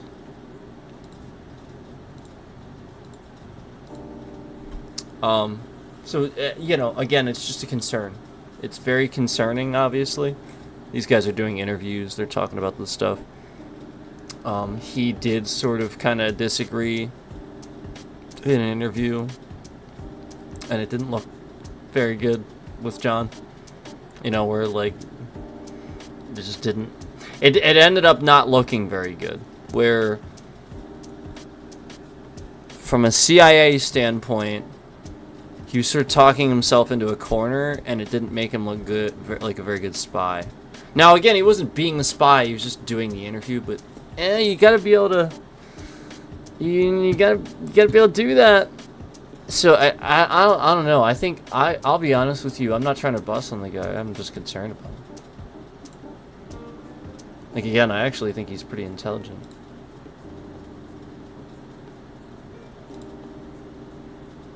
He's shown me that. He's shown me he's intelligent. And I think that a lot of the stuff that he says is very, very correct. He's very intelligent. But again, just misled, misguided. The logic is almost there. He needs to understand it's both.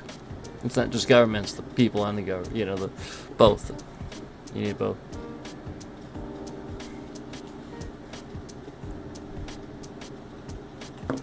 Anyway,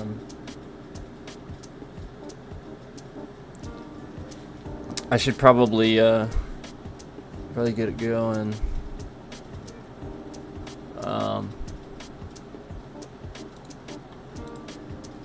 I should probably get going, but I really wanted to, after the scam that I saw, that I showed you guys, with the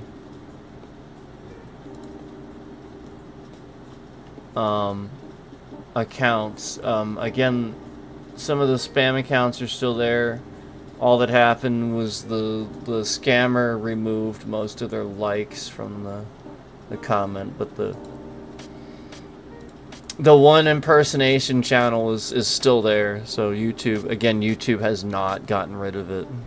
So, and the crazy thing is, it uses the person's picture and real name.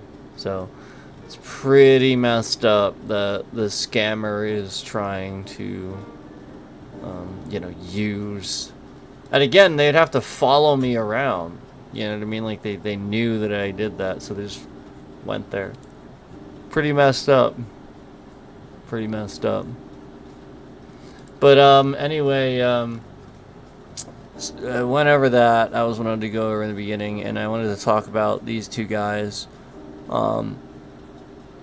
because they are, again, they're doing a lot of interviews. I'm sure a lot of people are watching them. Again, John, I think, might even have his own channel, but John, like, he does some of these interviews he's doing are getting like millions of views. Like, some of the stuff that he, like, again, it's good. They're good interviews. Like, it's not even just that. Like, it's just they're good interviews. So,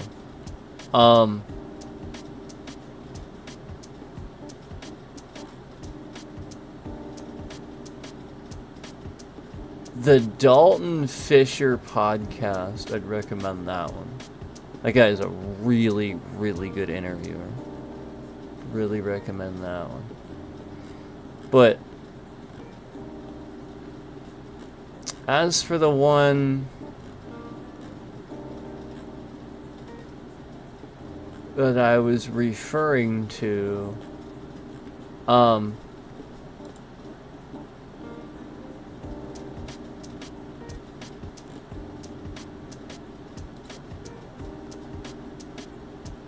mean, I think it's kind of obvious.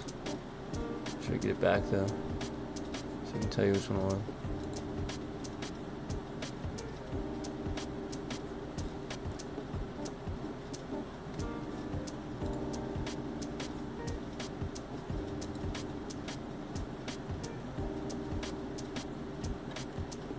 Oh, it was Danny Jones. It was Danny Jones. So that was the two of them when they actually went on Danny Jones, and they were actually there, you know, talking to each other. So that's the one that you can reference there.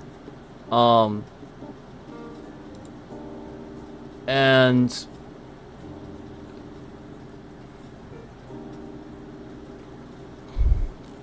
again, I'm just a little concerned, like Andrew, like lately, and some of these, he looks very stressed, very anxiety ridden, and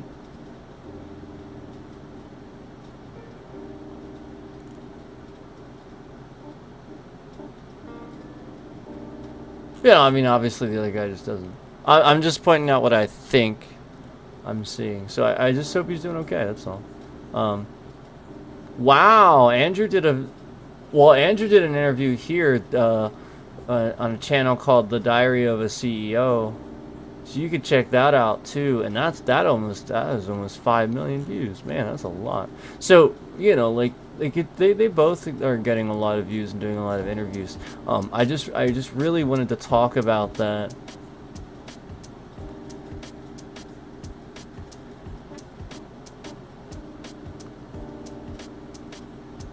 Okay, all right, I found it. I found the idiot.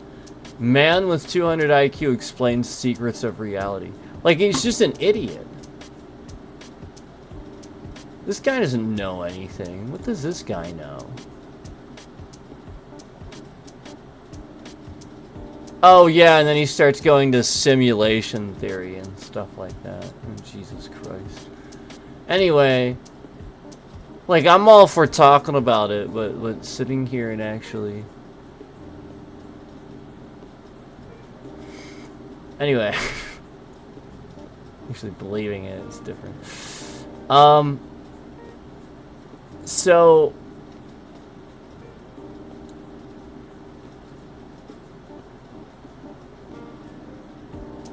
So anyway, yeah, sorry, I kept looking at stuff here because I wanted to tell you about something.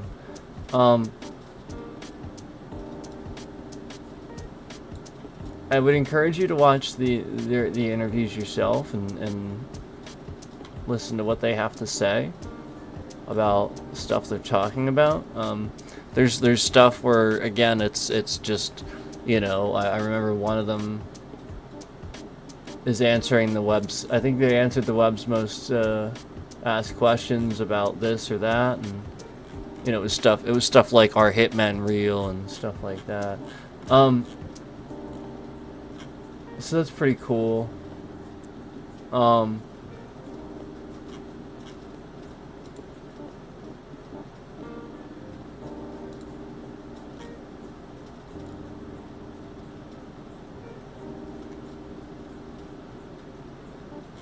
Okay.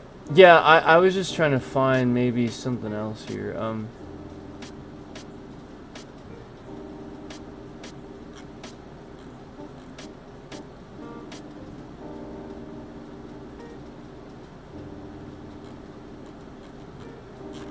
That's enough.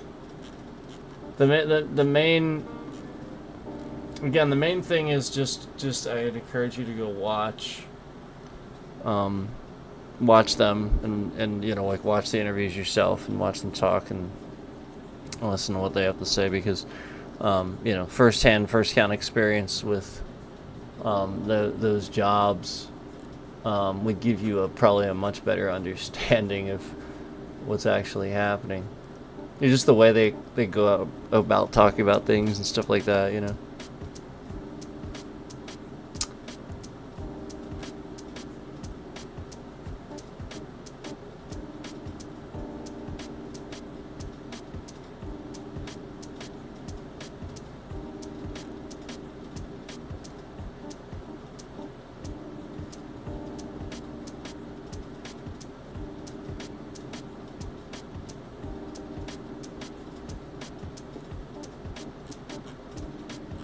All right, I think that's enough. I was just looking around here. We're good. Making sure I didn't miss anything that I wanted to say. I think that's enough. That's to the point.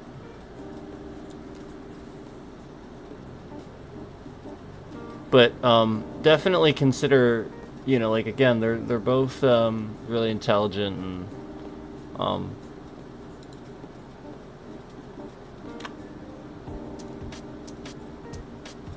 definitely listen to what they have to say, though.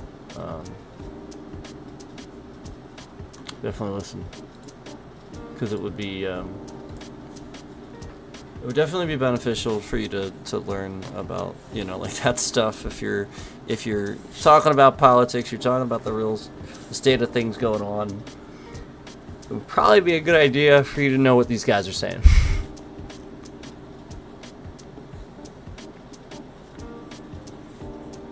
Anyway, I guess I'll get off here now. Thanks for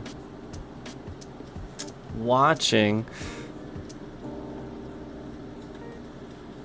And I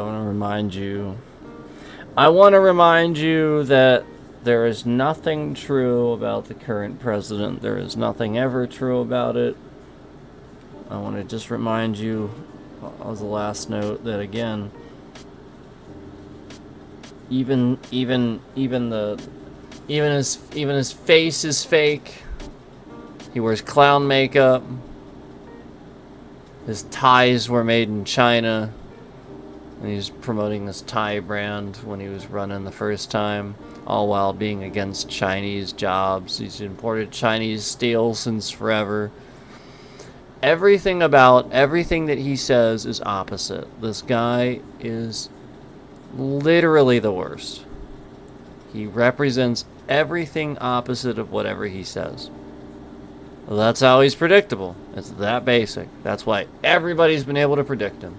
It is that basic.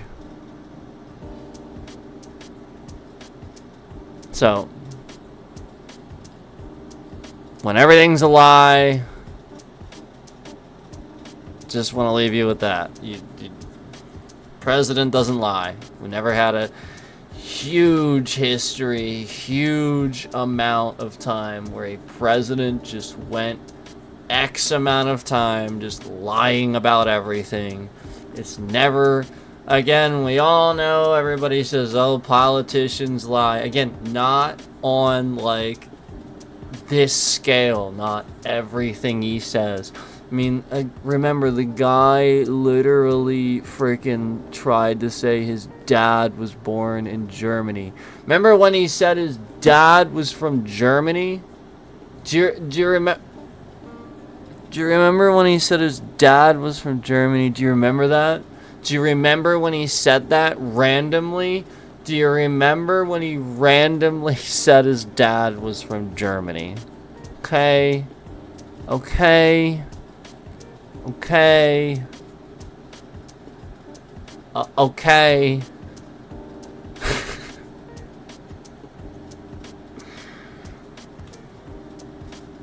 Please don't support that freaking guy.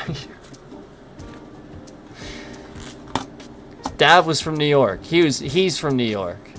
He destroyed New York before he had to flee to Florida. Look it up. I gotta go.